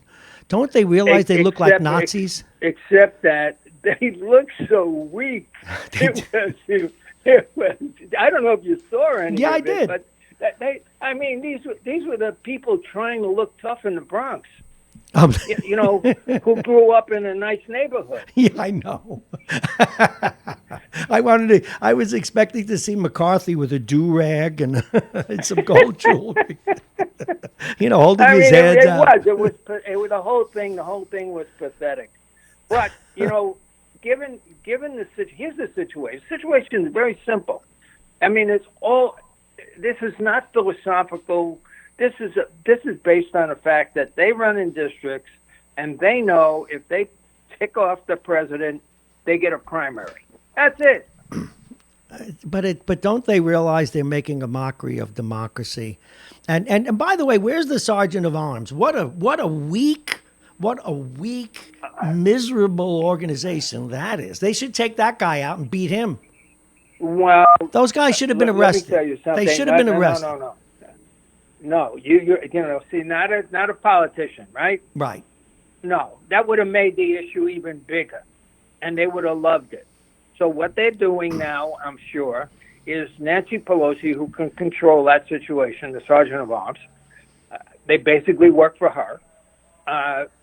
They got this all in place now. Mm-hmm. Something is going to happen if they try this again, or something may happen if they don't try this again, because what they did was basically illegal.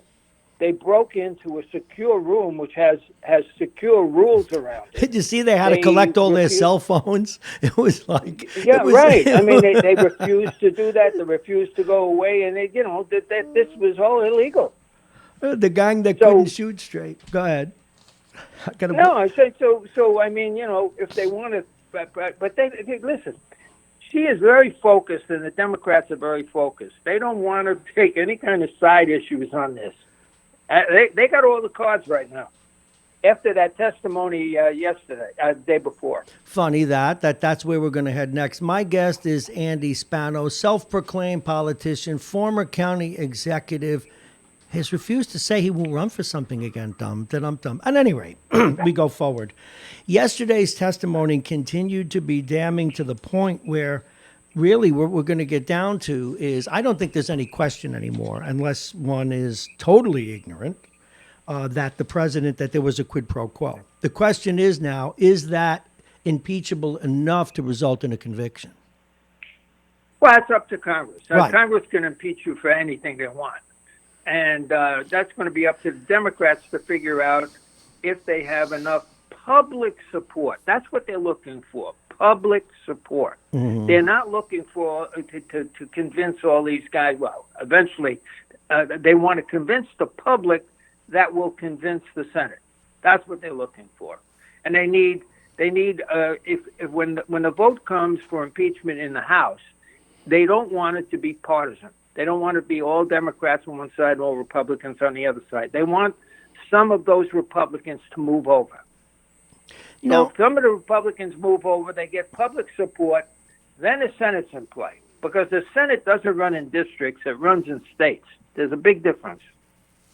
Well, it does. Now, are there ever any, do you think, midnight calls, like a call from a Democrat to a Republican in the dead of night saying, are you guys at all considering this, or would they be afraid to make that phone call? No, they talk to each other all the time. I mean, a lot of what you see in public is not what's below the surface. I mean, some of these people are friends. I'm not talking about maybe on a radical end of it, but in that hazy middle group of people who are conservatives, liberals. They're like friends, and they talk to each other, and they talk to even the press off the record. The press off the record gets, this guy, what he did yesterday is crazy. It's from a Republican, but the Republican publicly says just the opposite. Well, yeah, he or she. Now, when you go, and as a press person, when you go off the record, you can't put it on the record, or they'll never talk to you again. Absolutely, right. and we keep it there under pain of death almost, Andy Spano. But more and more now, it seems as if everywhere we look, if this was a boat, there are holes in the ship. There's a hole in the hull. There's a hole in the bow. So many things now have gone wrong, or the president is being attacked on, and it seems to me at least rightfully so. I'm sure there's animus there and there's partisanship there, of course.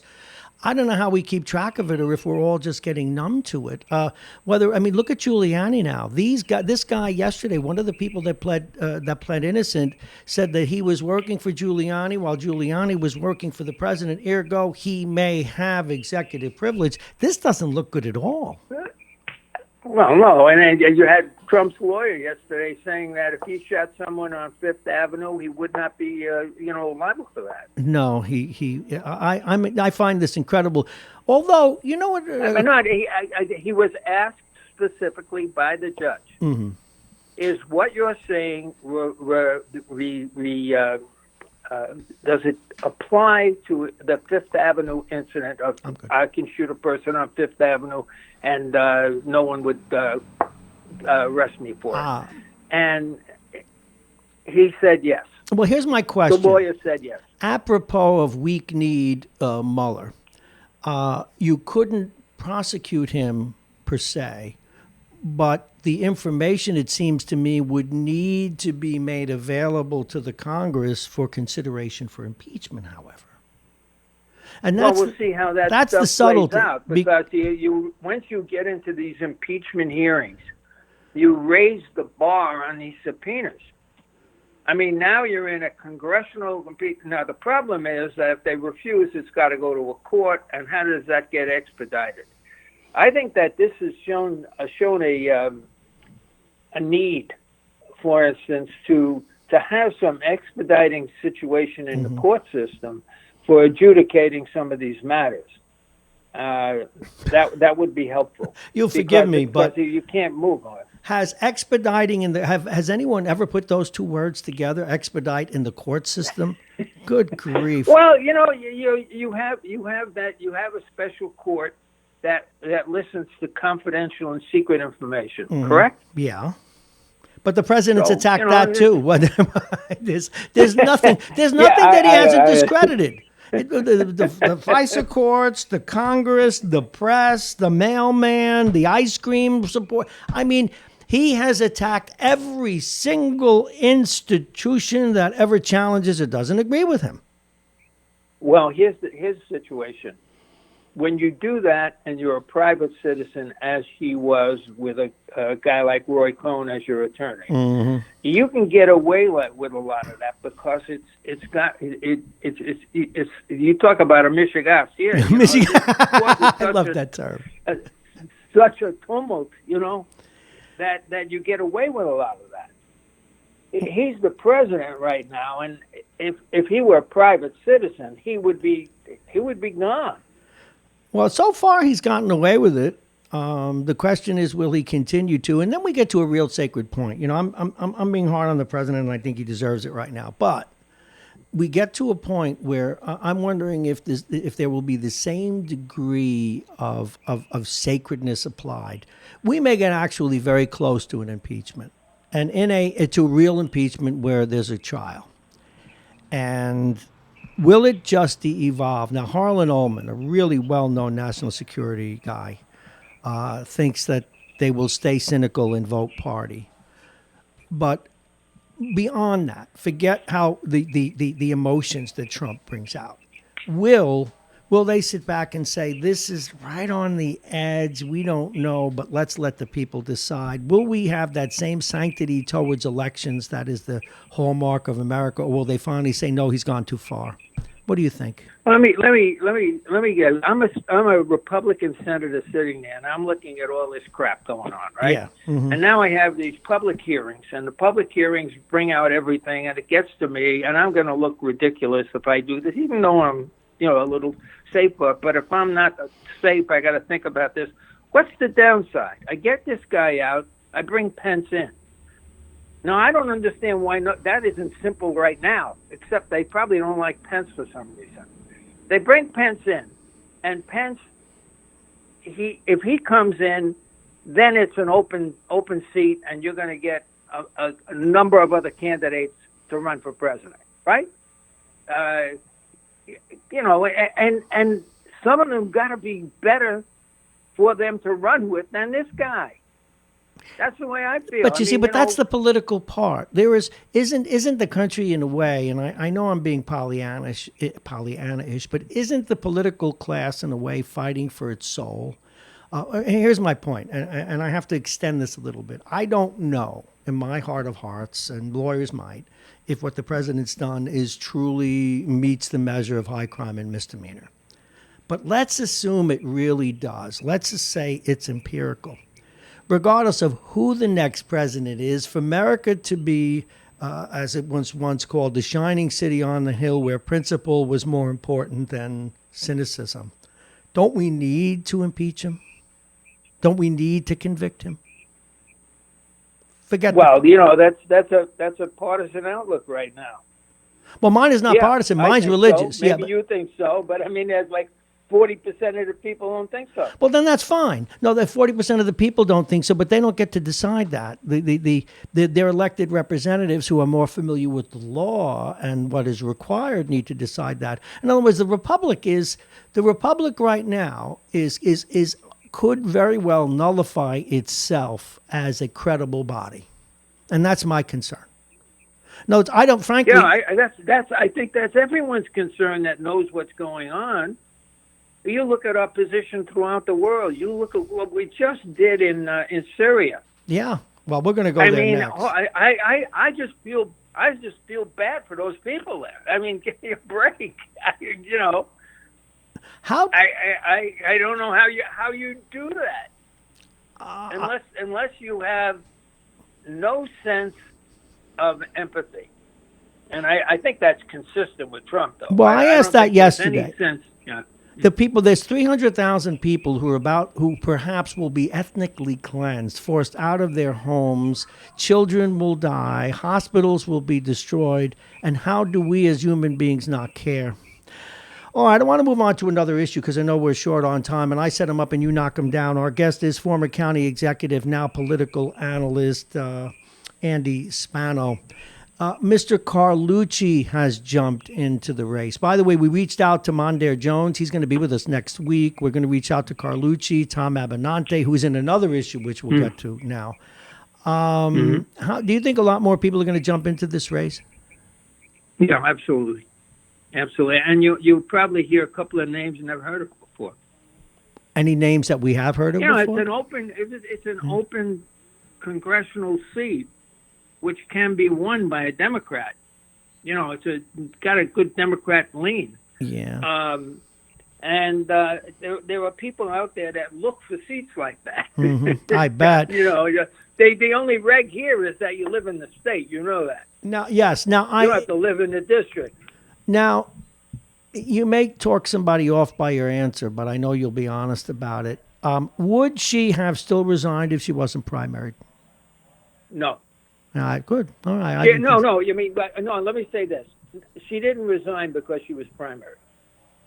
She resigned because she's getting to a point where she wants to be with her family. She has a very large, happy family. She's away from them most of the time, her feet are not in great position. She didn't want to go through this. She didn't go through a primary and then a thing like this. It's not that she was afraid. It's that it's a lot of work. Well, it's hard work, yeah, and she does. And you at a certain mentioned age. her feet. I know we were at an event once together, and she was waiting for her car, which was late. We had to help across the street. Her foot was really bothering her. So Yeah, it's just not a minor situation with her. No, She's got a not. good head. She's a favorite of Nancy Pelosi. She and Nancy get along really well. She just it's time. Okay, I thought it was too. 8:56. Tom Abenante yesterday. In fact, it was interesting. On the regional news channels driving to work the other day, Cuomo was out there supporting this effort to get cable stations or cable companies to provide local news outlets. But the way it has evolved locally in the last couple of days, it's Tom Abenante's bill. But either way, I was surprised and maybe a little ignorant, to use your phrase. I thought that the local journalists would applaud the idea to have more local journalism. But we've been getting some pushback saying, but if we twist the arm of a company to do that, doesn't the company then, doesn't that skew it a little bit? How do you feel about the idea of them adding more local journalists, but that from a corporate entity that's been forced to do it?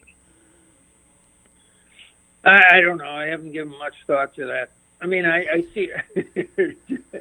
I've supported the press during this Trump administration, but before that, I would criticize it a lot. Well, of course you did. So, I don't know. Having News 12 when I was in and not having FiOS was great for me because everyone saw me all the time. Uh-huh. Having FiOS, some people on FiOS, having a news station that a lot of people didn't watch. More people watch News 12 than watch the FiOS news. I only watch FiOS when they did a story about me. So from the perspective of a candidate or someone wants to be on television in order to get their message out, you'd rather have Cablevision, Yeah. Well, listen, I know we have to go. We only have 2 minutes left, and I know you have a meeting to go to it right at 9, and I have our next guest, another politician, new to the game, Brendan Conroy, running on the Republican ticket here in New Rochelle. Now, you said earlier you didn't say you're not running. You're not. Are you? Do you still toy with the idea, Andy Spano? You never say you're not running. Oh, God, I'm loving this. Thank you so very, very much. It is always a pleasure, God. I wish we had another hour. I would take that God knows where. Andy Spano, thank you so much. Have a great weekend. We'll talk to you next week. You never know. I may come up. I may be calling you Monday. I may run for office. Congressman Marrone, it's got a nice ring. Take care, Andy Spano, everybody. We're coming up on the top of the hour. We're going to give Brendan Conroy a chance to grab a seat. We'll be right back after this.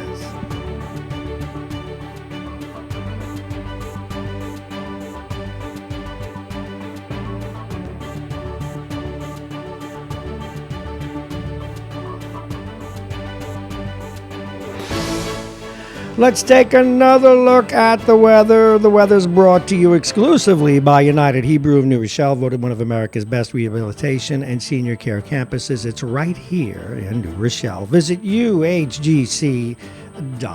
It's 42 right now. It's gone up, Robert. It's up to 43, a whole degree, but it's getting up to 67 today. A beautiful day ahead. Sunshine through high, thin clouds. They've been on a diet. A few clouds. The temperature will be 48 degrees tonight. The wind will be out of the west-southwest at 5 to 10 miles an hour. Tomorrow, nice day is forecast. Sunshine followed by increasing clouds. The temperature will be 64. The wind out of the southwest 5 to 10 miles an hour. It's Saturday, another nice day. Partly sunny. A high of 60 degrees. Sorry about Sunday. Why, Bob? Cloudy with periods of rain. Yep, more rain. The high will be 64. But we'll take it. We've got 3 days of sunshine, 1 day of that. We also wish to thank this segment coming up brought to you by Aging Issues Management, the law firm of Pena & Con, Dominic's Cigars. In fact, tomorrow, don't forget, tomorrow we will have the picks brought to you by Dominic's Cigars. And he's over there in the corner. He's still gloating. Jake Schaefer is about his picks from last week and about the Washington Nationals. But he will have his picks tomorrow, and you want to compare yourself to him so that Monday you can see. I mean, he hasn't lost one yet, but remember. The Jets let me down. Although the Jets let him, well, he voted on the Jets.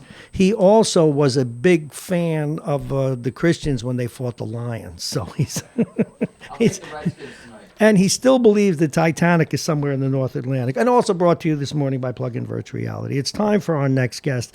As you know, we are on Sarah Langlois today. We care a lot. We really do. We want a two-party system throughout this country, this state, this city here in New Rochelle. And we have a Republican candidate, did a pretty good job in the debate the other night. He was here last week. He's running for mayor in the fair city of New Rochelle. Please welcome once again Brendan Conroy. Good morning. Good morning, Bob. Could you get a little closer? I got to get a new mic in that spot. You got to get up close to it and Good morning, almost Bob. whisper. Thanks for having me. Thank you for coming. Whispering into its ear lovingly. Whisper for votes. He's not out to the train station yet. He's whispering for votes. What was it like in your first couple of debates? Are you enjoying the fight? Are you enjoying the effort? I am actually. It's a learning curve, but I am learning, and I'm beginning to enjoy it somewhat. Well, yeah. Again, being new to it, and I Yes. think it's fair to say, but you certainly got up to snuff on the issues and stuff. As the race continues, again, he's running against a long-time mayor, and also was on the city council. As in fact, you're fond of saying, he's been in some way, shape, or form in the city council for a quarter century now. Yes, sir. What are you learning during the debate? What is shaping up to you to be the definitive issues and the issues that separate you from the incumbent? From everyone I've spoken to around town, the biggest issue is the downtown development and what direction it should be going in. My opponent really wants to paint me as anti-development. That could not be further from the truth. Downtown New Rochelle, as my opponent said Monday night, Noam said, has been depressed for the past 50 years, 25 of which he has been on the city council for.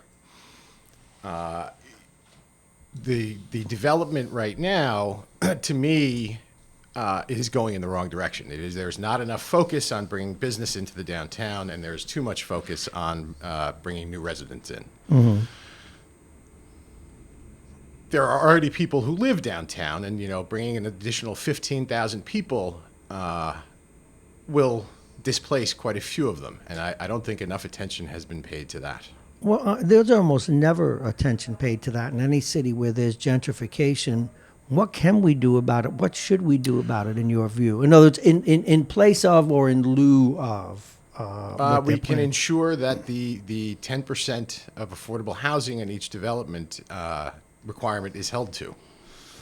How do we do that? And do you feel, based on what you hear coming out of city council meetings and interviews that people do you feel that we're doing it? Because I must say, of all the things that people bring up, and you yourself now, Mr. Conroy, I don't think anyone has the answer to that.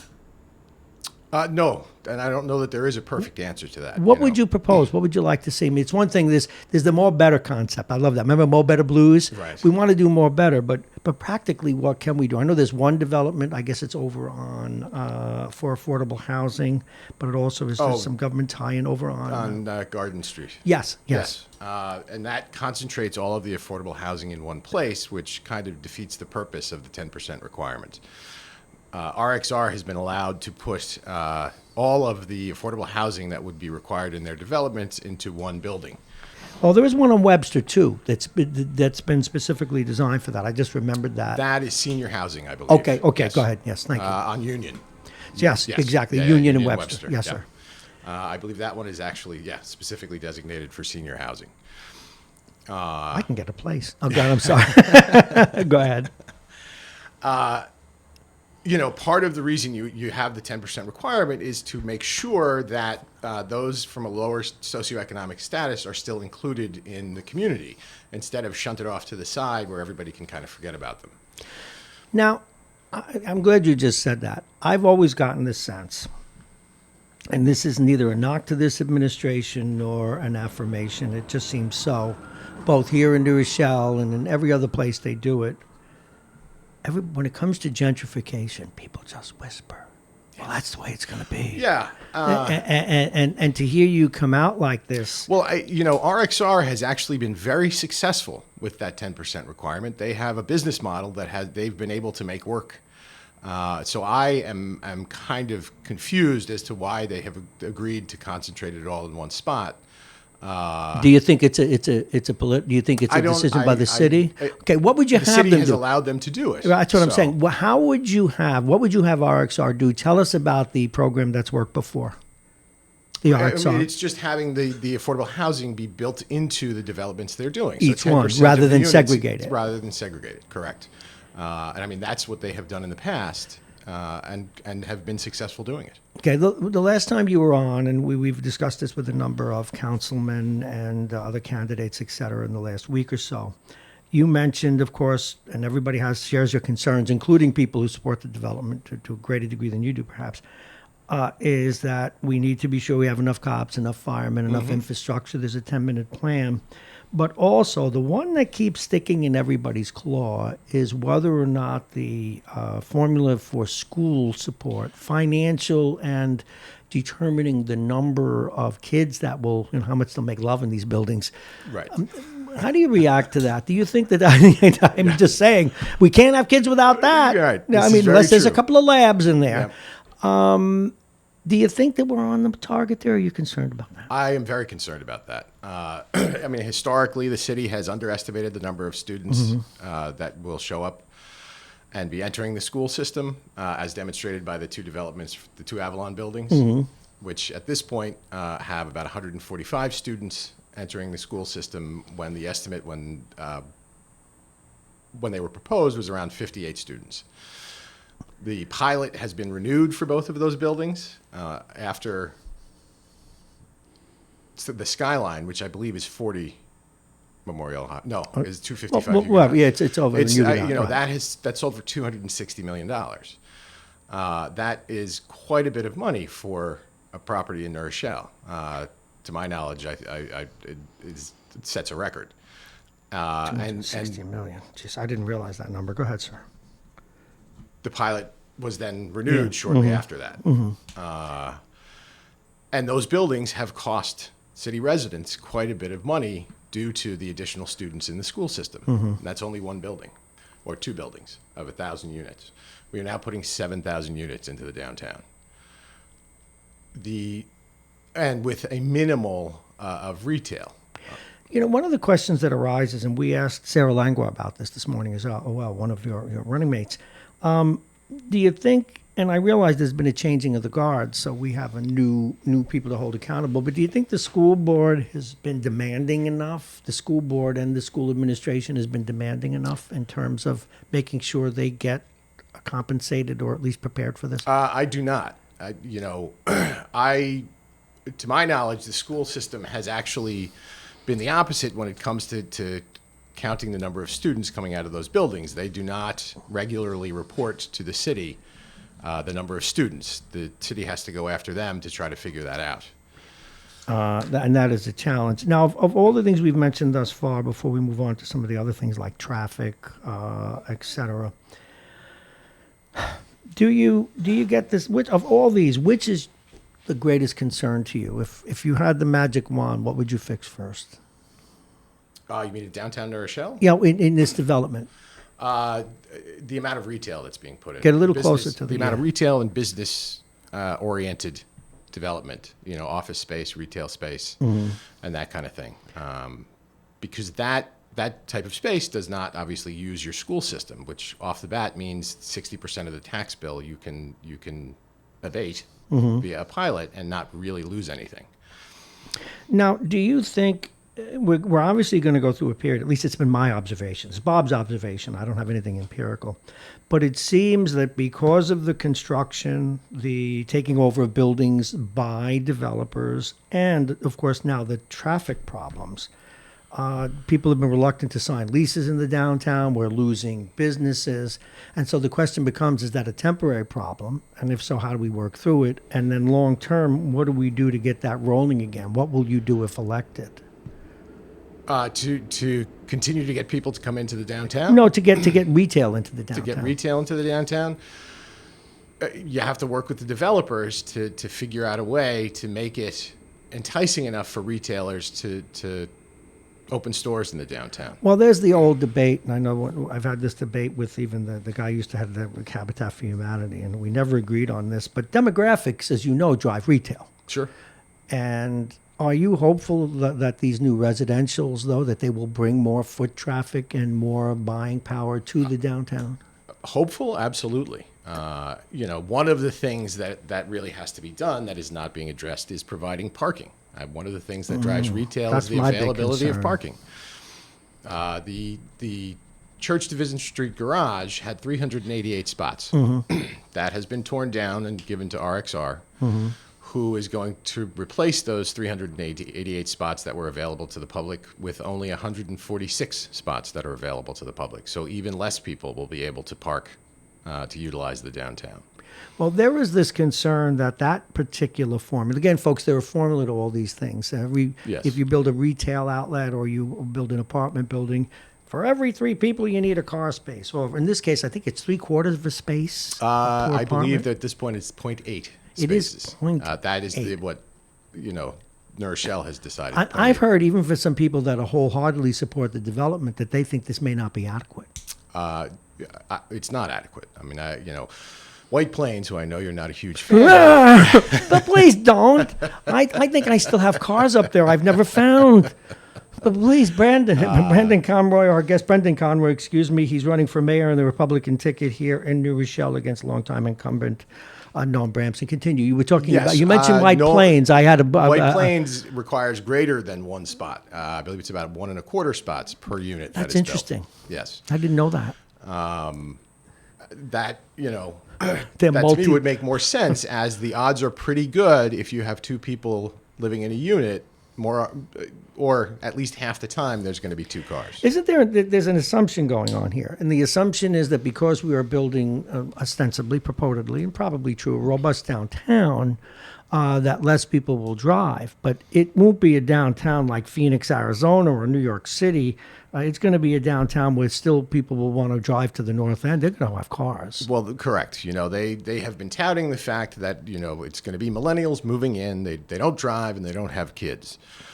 Well, a lot of the millennials they're hoping to will be coming from New York City, whether it be Manhattan or Brooklyn. And, of course, Manhattan and Brooklyn both have very extensive public transportation infrastructure that New York City has built. That is not something Westchester has. So when they move up from the city to Westchester, they're going to want to buy cars. They're also going to be a little bit older and starting to think about perhaps starting a family. That to me is kind of a common sense progression of life. Unless they keep the drugstores busy. Sure. Remember Dr. Ruth, use protection. Unless they do that. So we're going to have children. We're going to have cars. All right. So it's January of next year, and Brendan Conroy wins the election. And what are the first few things you'll do regarding this? How will you convene a task force? Will you get the council together? Will you call in the development manager? What will you do? I would get the council together to figure out the best way to audit the existing development to make sure that all of the benchmarks that they are expected to hit are being hit. But quite frankly, the first thing I would want to do upon taking office is to propose term limits. Okay, you've said that before. Yes. Okay, you would propose term limits. Would you do it by vote of council, or would you put it to a referendum? I believe it would have to go to referendum. I don't know the legalities of it. I'm not an attorney. Well, I believe, in fact, that's probably the best way to do it. Yes. Although we do have the situation in Yonkers where they went to referendum and they said term limits, yes, and then they managed to jury-rig the system to add a third term out of the handbook of Mayor Bloomberg, even though I love Bloomberg. But right. And that can happen. And if the electorate allows that to happen, so be it. Now, speaking of that, would you maintain the city manager form of government? I would absolutely maintain the city manager form of government because I really do feel that a city should have a trained professional running it on a day-to-day basis. Now, you would go for term limits. Clearly, you mean the mayoralty. Would you also insist on term limits for the council? Yes, people? I would. 2 terms in office for anyone, I think, is long enough and you need to have turnover. You need to get new blood, new ideas, new perspectives into those political offices, so that things don't stagnate. What would you do next? Get a handle on the downtown development. Okay. Yes. Now, development seems to be your core issue, that and term limits. Are there other issues on the plate that will need your attention? Again, as all things, the development will come to an end one day. We may even, you never know, we can have another recession. I was behind a microphone in 2008 when development froze, when my bank account died. Yeah. We all lived through that. So if that should happen, the development would end even somewhat prematurely. What are the other issues in the city that led you to want to run and to compete for this job? Well, there is the issue, of course, of the mayor's office involving itself in the Board of Election decisions. The Board of Elections elections. Sorry, Board of Education. Board of Ed. Yes. I apologize. No, I do that looks all like the I need time. another Hey, cup of no, coffee. you want some of mine? I'll say. Well, you know what? No, that people make that mistake all the time. I knew what you meant, and I was going to clarify it. Thank you. Because that is one of the. And I asked Mayor Bramson about it the other day, and of course, everybody believes in the so-called Chinese wall, but clearly, we know that the school board has members that the mayor was influential in nominating and picking. And now, would you totally stay out of that? Because on the other hand, as mayor, I would absolutely stay they made out a of lot that. of mistakes Yes. leading up to this new administration. They did, and the mayor has been directly involved in selecting those Board of Education members, and I think that is just interjecting politics too much into the Board of Education.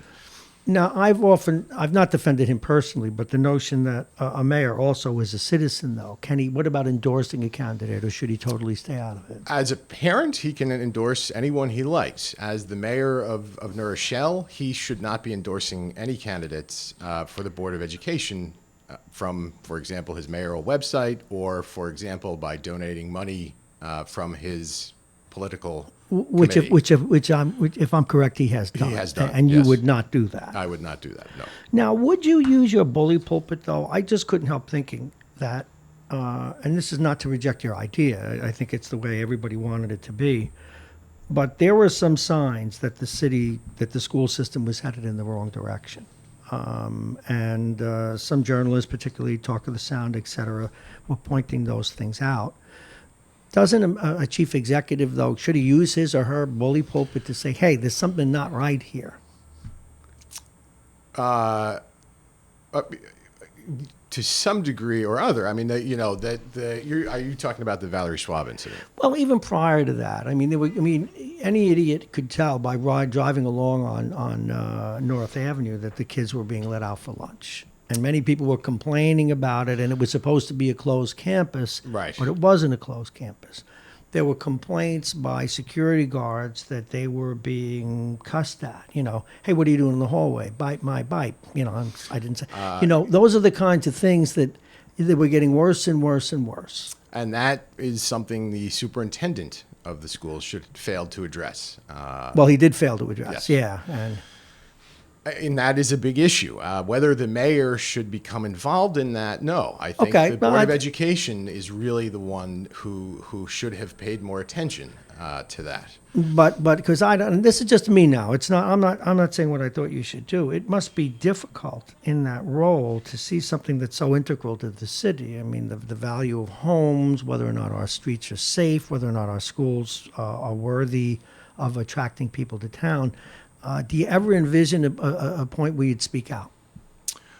Well, one of the things I think that could have been done, especially with the kids coming off campus, is to simply increase the police presence on that stretch of North Avenue. Simply having officers there will go a long way towards calming teenagers down. Because one observation I had, you wax on this as liberally or less than you want, but one observation, and I was really ignorant to this, Brendan. It wasn't until I went to there was that 1,000 people meeting after Valerie Schwab lost her life. And it hit me like a giant ton of bricks that it was an extremely political issue. 60% of the people that got up waxed, particularly, I don't know if it was New Roar or Indivisible Westchester, but they were largely Democratic. And they disappointed me no end by turning the death of this young woman into an opportunity for political rhetoric that got off the point. And so once the political class enters the fray, and I'm not saying I wasn't waiting for the mayor to get involved. I didn't even think of it until later on. When the politicians get involved, when these people in the streets get involved, it would almost seem to me that if I were a Republican and I'm in office and I see, as I did that night, 100 Democrats change the narrative, impose and insert an almost toxic narrative, I'd speak up. But that's me.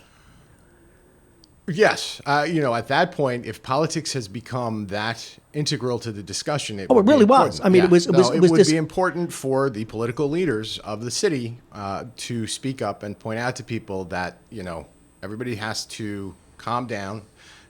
Ruling by emotion is never a good idea. Emotional decisions tend to be bad ones. It was the most, and this isn't about me, it's about you, but the reason I bring this up and feel so strongly about it is that my whole life of doing the news, the last 15 years, it was the most transformative moment of my career, where I was very even-handed about the schools. And that night changed me, and it'll be a long time before I can have a clear head about it. Yes. Another thing we need to remember is Valerie Schwab was murdered not on school property. She was murdered on North Avenue. So the city was, at least in part, should have, addressed that.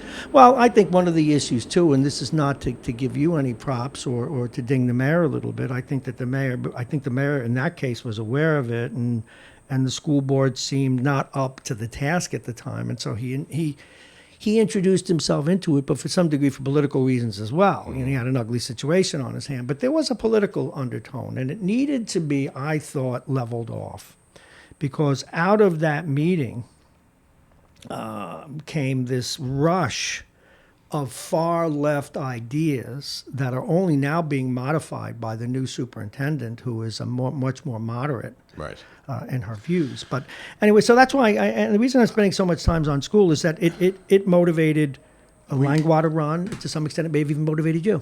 Yes. To me, the Board of Education at the time then kind of took an opportunity to affect the curriculum being taught in the schools, which I think is grossly inappropriate. That is not the job of the Board of Education. That is the job of the superintendent. Yes. The job of the school system, to me, is, and I say this all the time, it is to teach kids how to think, not what to think. Yes.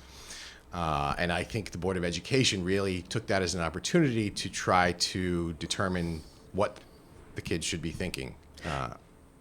It's 9:23. Welcome to Radio Westchester. This is Mornings with Bob Marrone. I am Bob Marrone. We are broadcasting live from the train station. We're having a wide-ranging conversation with the Republican candidate for mayor in New Rochelle, Brendan Conroy. Real estate, other things in his background, comes from a family of elected officials. His grandfather, famously Malcolm Wilson, although you never mention that. You don't try, and this is not about a dynasty. You're a very different animal. I am than not that. my grandfather. No, I wish I I know that. was. I No, do, I don't. But I am not my grandfather.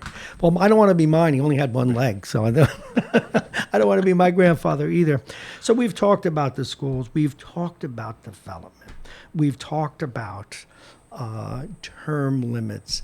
As you look at New Rochelle today, where do you want it to be 5 years from now? What do you see? You take office, let's say you get your 8 years and you win your term limits argument, and you're term limited out 8 years from now. What do you want to leave behind? I want to leave behind a community that is healthily thriving, and is more of a community than we currently have. There's a lot of division in the city right now, and we all live here. We all want to be able to enjoy where we live, and I think it's important that people remember that at the end of the day, we're all New Rochellians. Well, very true. Since you brought up the divisions, I'll go there. It seems that the divisions there's a small, it's interesting, the divisions. We have a very Democratic city. Yes. We have a lot of Democrats and a lot of moderate Republicans who are more or less happy with the status quo, more or less. And what I mean by that is they're on one side of the fence, and you have some vestige of Republicans and people want New Rochelle to be the way it used to be. But within the Democratic side, we have the far left, which is in some ways contributing to the division in the city. In other words, it may be three different divisions, because I find that a lot of the people are pushing back on people they used to agree with. How would you deal with this? How would you manage these divisions? And how great do you think it is? See, I don't think it's as great as it feels because of the vocal minority. Exactly. I was just going to say, politics today has become very extreme. You are either right or you are left, and the whole middle has kind of been forgotten about. Yeah, that's what I was getting And at. the middle is where the real work gets done. Compromise. You can't always get what you want. You kind of figure out what you can give to get what you want. Sure. And that is something I would work very hard to bring back to government.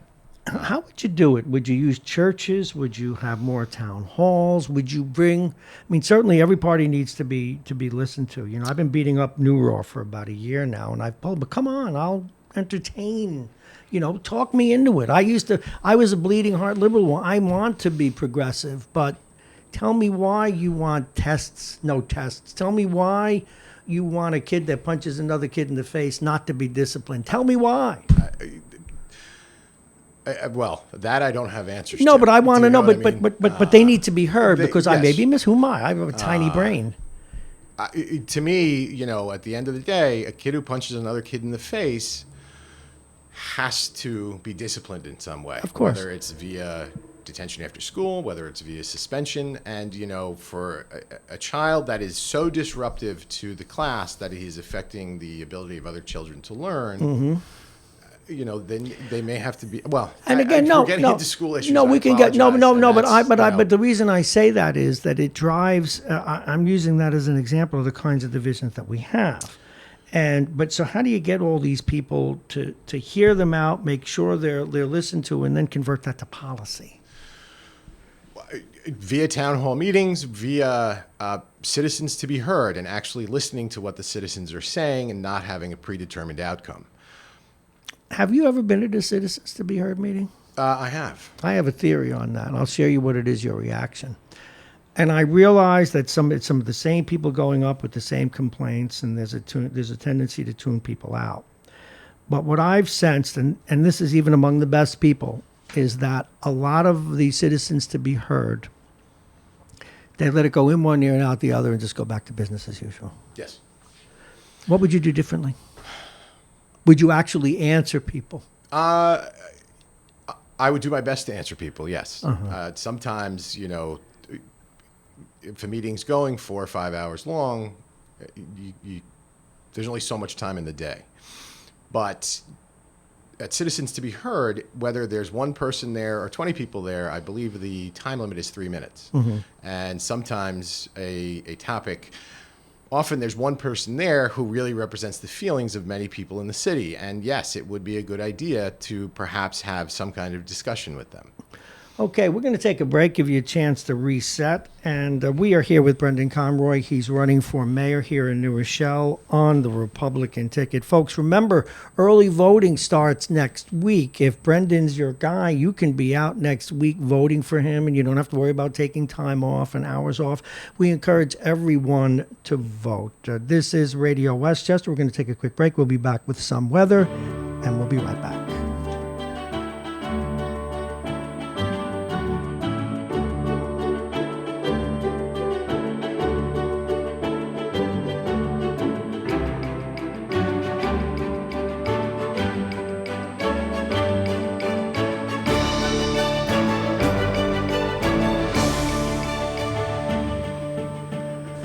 You're listening to Radio Westchester. We're in the middle of our 9 o'clock hour, our long-form interview segment. First, a look at the weather, and then we'll get back to our conversation with Brendan Conroy. Again, the temperature's holding. No, it's up now already, gained at 11 points. It's up to 10 points. It's up to 51 degrees, on its way to 67 today. No chance of rain at all. Sunshine through high, thin clouds.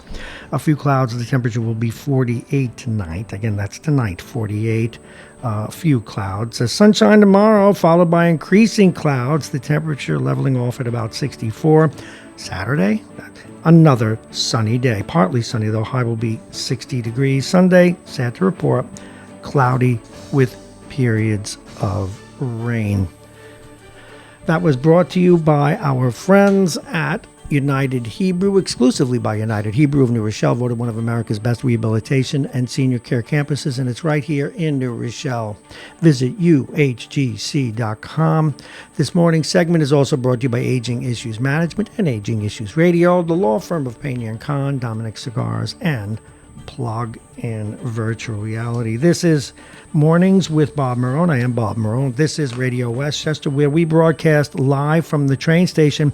Now, speaking of next week, when people will be voting, or at least having their early voting prior to the election on November 5th, on some of those days, if we've got candidates out there or even just voters, we will be taking the microphones out onto the platform, see who's going to vote for who and why. And one of those people is with us right now. He's Brendan Conroy. He is running for mayor on the Republican ticket against longtime councilman and mayor Noam Bramson. And so we return to our conversation. Welcome back, Mr. Conroy. Let's try and wrap up. We've tried to cover all the bases, and I know it's a lot. But if we could put your platform together, and I had the missive in front of me, what would it tell me, A, about you, and B, about the issues you want to work on? One of the biggest issues for me is the lack of transparency in City Hall. And that is something that I think is paramount in a government entity. You have to be transparent in what your intentions are, in what you're doing, and what your plans for the future are. Right now, this development is going on. They are touting the $180 million in additional income that's going to be brought to the downtown. What they are failing to mention is the additional costs that are going to be brought into the downtown. We have spoken about the schools already. We've spoken about the fact that emergency services is going to have to be increased. But we have not yet spoken about the infrastructure. Right now, the infrastructure is going to require somewhere between $40 and $60 million in improvements. $50 million is the number that I have been told about, of which the developers are going to pay $12 million. The rest of us that live here will have to pick up the additional $38 million in cost. The way that the mayor is going to have this done is by imposing a special assessment on your water bill. Say more about that. This is I think new to me, and it wasn't a question. And I want you to continue with your if you will, your platform. But a couple of years ago, the city manager mentioned that we were bonding for infrastructure. Is none of that included in this? Apparently not. Okay, continue, apparently please. Out of the $102 million in bonds that are being issued for capital improvements around the city, the sewers were not included in that. So the $38 million will appear on your water bill as an outflow fee. How do you spread out $138 million on our water bills? Or $38 million, I'm sorry. As an outflow fee. It will be based on the usage of each property. How much is that likely to increase our water bills? That sounds like a lot of money. It's a math issue, but it's going to be in there. Okay. It's going to be in that water bill, but it'll depend on how much water you use, so it will vary significantly from property to property. Okay. Yeah. All right. So we've talked about that. You're in your platform. Transparency, costs, $40 to $60 million, $38 million of it in an outflow fee. What? Oh God. Okay, an outflow fee. You want transparency. I want transparency. How would this? How could now? You just added transparency to this, and you woke me up. I didn't know about this, and I probably should have. this water You would outflow. think. Yeah. As it is being discussed and apparently will not come out into the public eye until after Election Day. And, there has been a pattern of shifting costs that traditionally have been paid for by property taxes and imposing fees. The garbage fee most famously. Yes. But there is also a fee involved with the fire hydrants to help pay for the fire department. We've got 24-hour-a-day parking, having to pay for that in the downtown. Kills me. It is counterintuitive if you are trying to help businesses grow and expand and be successful. Now, I heard once that this was done largely because the developers from this previous era wanted people to park in their garages. Well, it was the cost of the parking for those developments was supposed to be built into the rent, and the developers said they were going to do that. And it didn't happen? Surprisingly enough, it didn't happen. They decided to charge people an additional monthly fee for their parking space, and so the people that lived in the buildings came up with the brilliant solution, well, we can just park out on the street, taking up all the parking in the downtown. Quite frankly, the city should have required in the agreement made with the developer that the parking be built into the rent. And that would have solved the issue. That hurts business too, by the way. I mean, every time I want to go to my favorite restaurant's Marrone. I make no bones about it. It absolutely hurts. I'm always driving. I'm looking for parking. I'm at a meter. I know the meters are good for the city, but I hate them. But that's well. The question is, are they good for the city? And do you know what I mean? Sure, up front. Well, economically, up front, you're right. And until people stop going into the downtown, stop spending money in the stores there, and your sales tax revenue starts to dry up.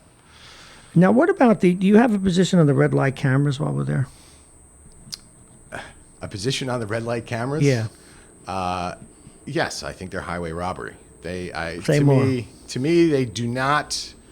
They're not a traffic control thing. They're not a law enforcement thing. They are there simply to increase revenue. Another hand in our pocket. Another hand in our pocket. All right. So we've got you're covering a lot of stuff here. Say more about. You're the first person that I've heard complain about meters the way I do. It just and then you got to go and you got to key in your license plate. And I know you can put the thing on your phone. But it's like, where can I go where I don't have to do that? Correct. And there are other communities in which parking is significantly greater and doesn't cost any money. But you see what you run into, though, and this is where it gets sticky.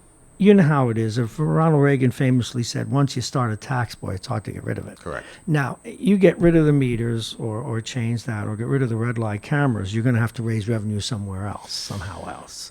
True. Sales tax? Or perhaps by trimming unnecessary expenses from the budget, such as electric shuttles. This new shuttle. This new shuttle that is being touted as the free new shuttle, has been paid for so far for the first 6 months by the IDA, which is out of the money that, the developers are giving to the city to have the opportunity to build downtown. There is currently an RFP out for a 5-year contract with the city for someone to run this shuttle, which means ultimately the residents of Rochelle will be paying for the shuttle. So free. It's free, but nothing's free, as you free. know. Correct. The Iacocca famously said there are no free lunches. Right. Nothing's for free. So, you kind of have to take a long, hard look at what the city is spending money on and see perhaps if more focus should be spent on filling potholes, making sure roads are plowed, that garbage collection remains consistent, and emergency services is adequately staffed. Now, you mentioned too earlier these fees in lieu of taxes. The city manager, whenever he comes on the air, is very honest about this. People will call in outraged that that's a tax and I can't write it off. And he'll come out and say there's no way that the city council is going to vote to increase taxes. Even though this is a tax, it's just not going to happen. And it flies in the face of logic, but he's very honest about it. He says, I know it's a tax, I get it, but no one wants to add it to the tax bill. The city council is not going to vote to increase taxes? They've done that every year that Noam's been in office. No, have they? Yeah, I believe so. Okay, Yeah. okay. I'm sure that's true if Yes. you're saying it. I should be more aware of that. But in this case, it would increase it in such a specific way. It would be very visible, and maybe that's your answer to transparency. Yes. Would you put it back in the tax? If it's possible, Well, again, his answer always is the city council wouldn't vote for it. You'd have to sit down and crunch the numbers, and quite frankly, Chuck Strom would be much more familiar with the issue than I would be. Well, he gives the political city answer. Manager. He knows that it could be done, but he doesn't think he'd get the votes from the city council to do it. And that's what it would boil down to, as to whether or not you can get the votes from the city council. And that would be a discussion the city council would have to have were I elected to office. Well, and again, the bully pulpit. You talk the people into it, say you're going to do it, and then you got to talk the councilmen into do it, town councilwomen as well. So that would be Correct. your job. Okay, we've covered some interesting stuff in your. We already knew some of the parts of your campaign in terms of term limits, making sure the downtown plays out in a specific way. You've talked very interestingly about and added these issues about the transparency, particularly some of these costs. How would you make these kinds of things more transparent? What would you do? More appearances on the radio, more town hall meetings? How would you handle that? To More be more appearances on the transparent. radio, more town hall meetings, actually discussing them in the open city council meetings as opposed to behind closed doors. It's right now we are in the process of giving away. Well, City Hall is going to be converted back into a school. City Hall is going to move into a developer's building down where Post Marine was. On Harrison Street, where the fire headquarters currently is. And be leased back to the city, so Right. we'll be paying a landlord. The fire station headquarters, the fire department headquarters, is going to move to Post Marine, where another Well, I know where building is that going is. to be Okay. developed. Right. Also going to be leased back to the city. The Boys and Girls Club at Remington is The Remington one is which one? I always get confused. Is it Lincoln the- Park. Lincoln Park. Okay. Yes, That's right by is me. going to their. That property is going to be developed, and they're going to have to lease back their space from a developer with They're apartments. going to because above. they've already developed the field. Well, that's in the high school, the Right. grammar school next to it. But wow, okay, Oh no, that's Mascaro over Okay. by Columbus. okay, got it.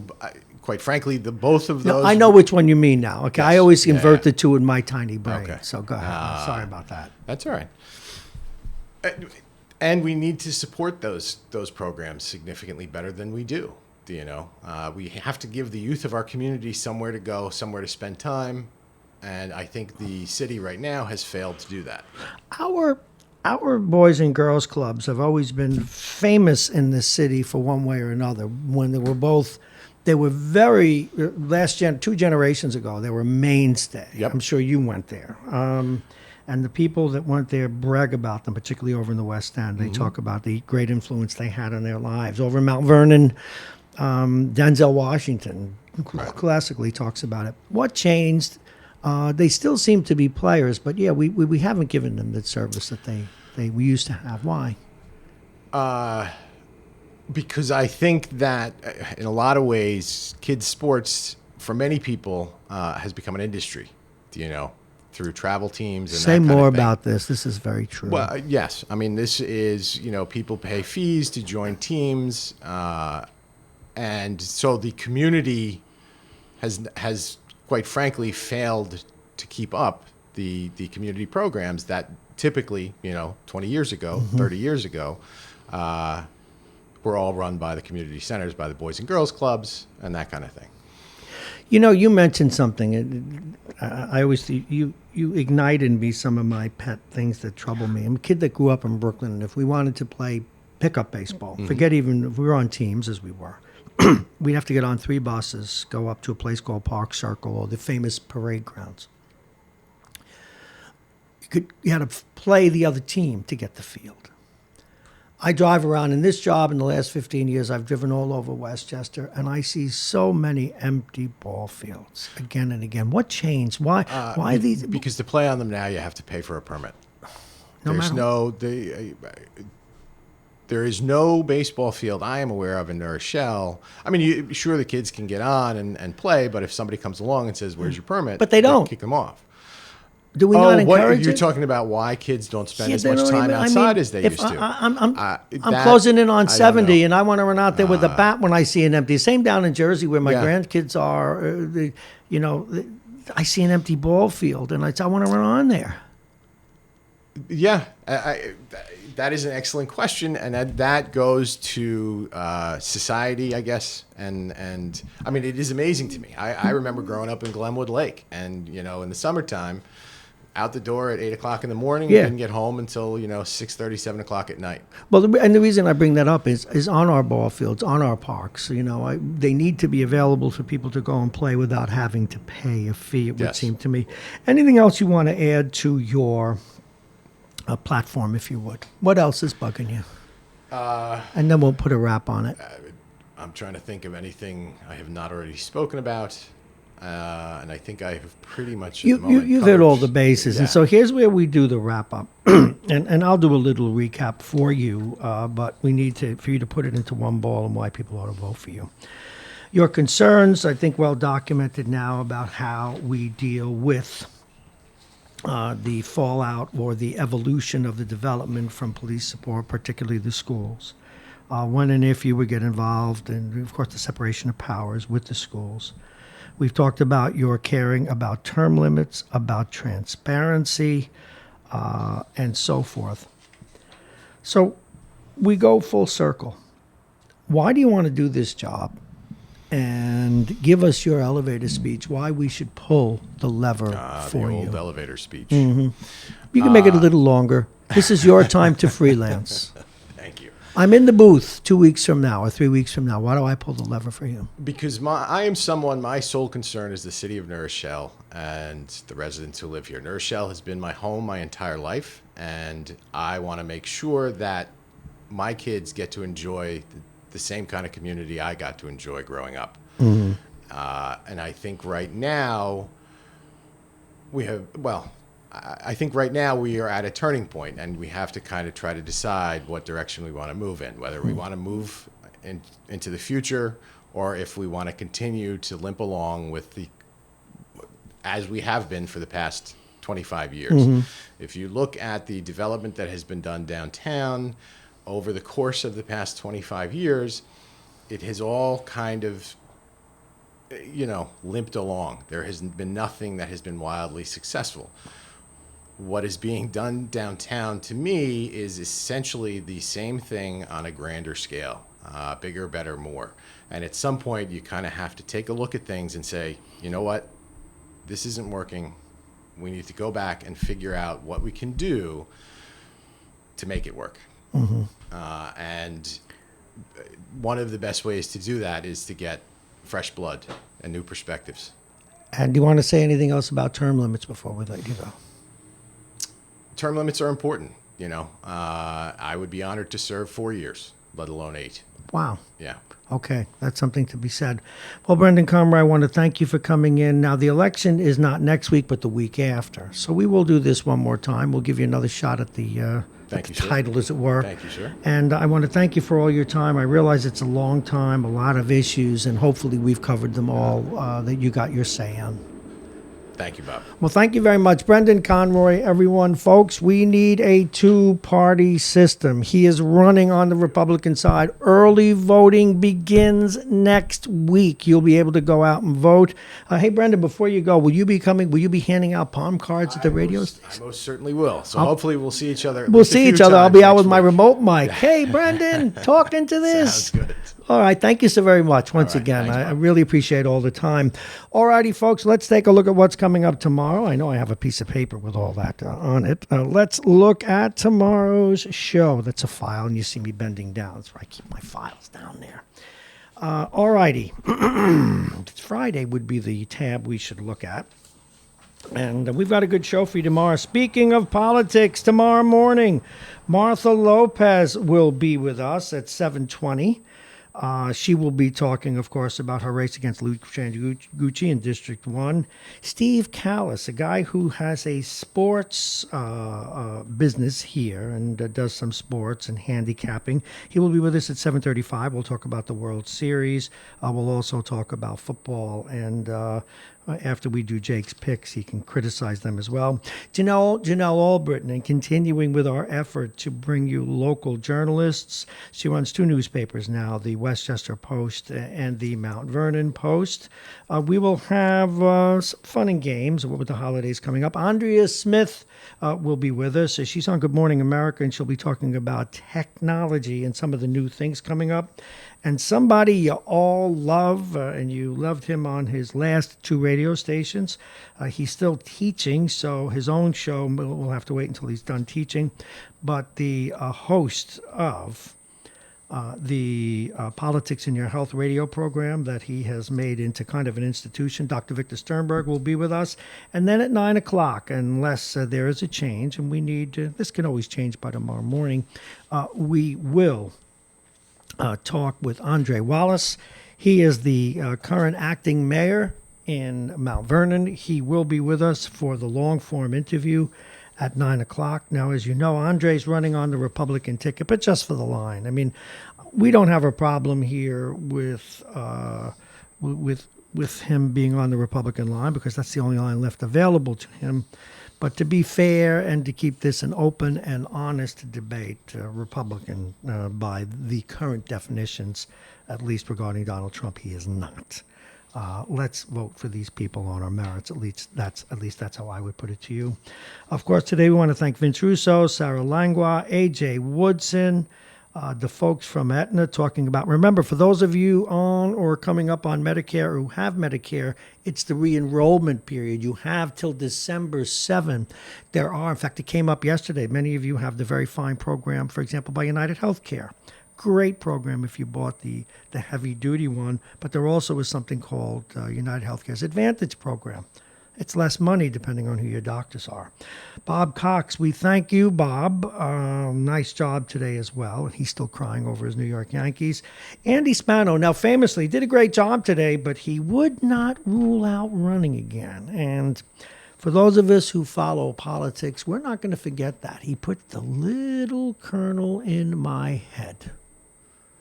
A little kernel in my head. We'll be asking him again next week as well about that. And, of course, we want to thank Brendan Conroy, who stayed with us for quite some time, talking about his effort to depose the current mayor of New Rochelle in his fourth term. Actually, coming up on, we'll have a fourth term if he wins in the city council for some 25 years. We want to thank our friends at United Hebrew, a top-rated campus of senior care. Visit uhgc.com. Aging Issues Management. Also, remember today, and you can find it if you go to radiowestchester.com. We put it up as a podcast already. You can also find it on Aging Issues Management, the first of the Aging Issues radio show. Check it out. It's on our website. We will, in the next couple of days, be adding a lot of other shows and interviews on that site. The law firm of Pena and Kahn, thank you. Dominic Cigars and Plug-in Virtual Reality. Now, we have all the equipment right here in the studio that you see. All this stuff is on wheels, believe it or not. Thanks to all our geeks. And if you come in here and you want to the virtual reality experience, we can do it right here. The fees are low. It is absolutely a hoot. Call us at 914-727-2726, 914-727-2726. But also the equipment is mobile. We can take it out to your party. Much better. You know, some of you will hire those mechanical games, and it's fun, and dartboards, and it's fun, and some of you will even buy those photographers who put your face in a frame where you can be everything from a soldier to a fireman or woman to a farmer. Well, imagine, though, if instead you had virtual reality at your next party or event. So give us a call. Thank you very much for listening today. We're coming up on the top of the hour, but we will wrap up early. No new updates on the news. Again, Godspeed to the soldier who, we don't know if he took his own life, but we do know that that soldier who was missing from that candidate, that cadet from West Point, He gone missing, and now they found him dead. I think that the suspicion is that he took his own life, and it does speak to one of the new programs we're working on. And just a little bit about that. We did the story last week. Last night I was at a meeting that reaffirmed it. If your teenager, your son or daughter who's in high school or college, develops a serious emotional problem and you try and call a shrink, you'll probably wait 7 to 8 weeks to get an appointment. And if you do, if you're lucky enough, this is a psychiatrist now who also can prescribe medication. If you're lucky enough, it will cost you cash. If you're lucky enough even to find one. Forget if they'll take insurance. None of them take insurance anymore. If your son or daughter in those age groups, I mean adults too, but if he or she is suicidal, you will still wait and you'll have to go to the emergency room. And when you go to the emergency room, you will find out that when it comes to the mental health department, the psychiatric department, you won't be able to find a bed. We have a crisis, and we'll be building a show towards that end, and we'll be working with our friends over at Choice here in Rochelle. This cannot continue. We are losing children. In one county in New Jersey, they're losing 7 kids a month to suicide. It's ridiculous. We have the same problems here in Westchester. So we are working on a show to that end. And if you have children in school and you're not supervising what they do on their social media, and you can't, when, let's face it, certain seniors in high school, college kids, but it's corrupting their souls in ways that they're not even aware of. And we have to live with that. But if they develop signs of depression, we have to start dealing with it. We have to face up to this. The mental health community is no longer able to keep up with it. The government probably needs to step in, but no one could step in better than a parent. So we will be adding a program like that as well. Again, thank you very much for listening. This is Radio Westchester. We are live at the New Rochelle train station. I'm Bob Marrone. This ends the Mornings with Bob Marrone show for the week. Or not the week, for the day. We'll see you tomorrow. Thanks for listening.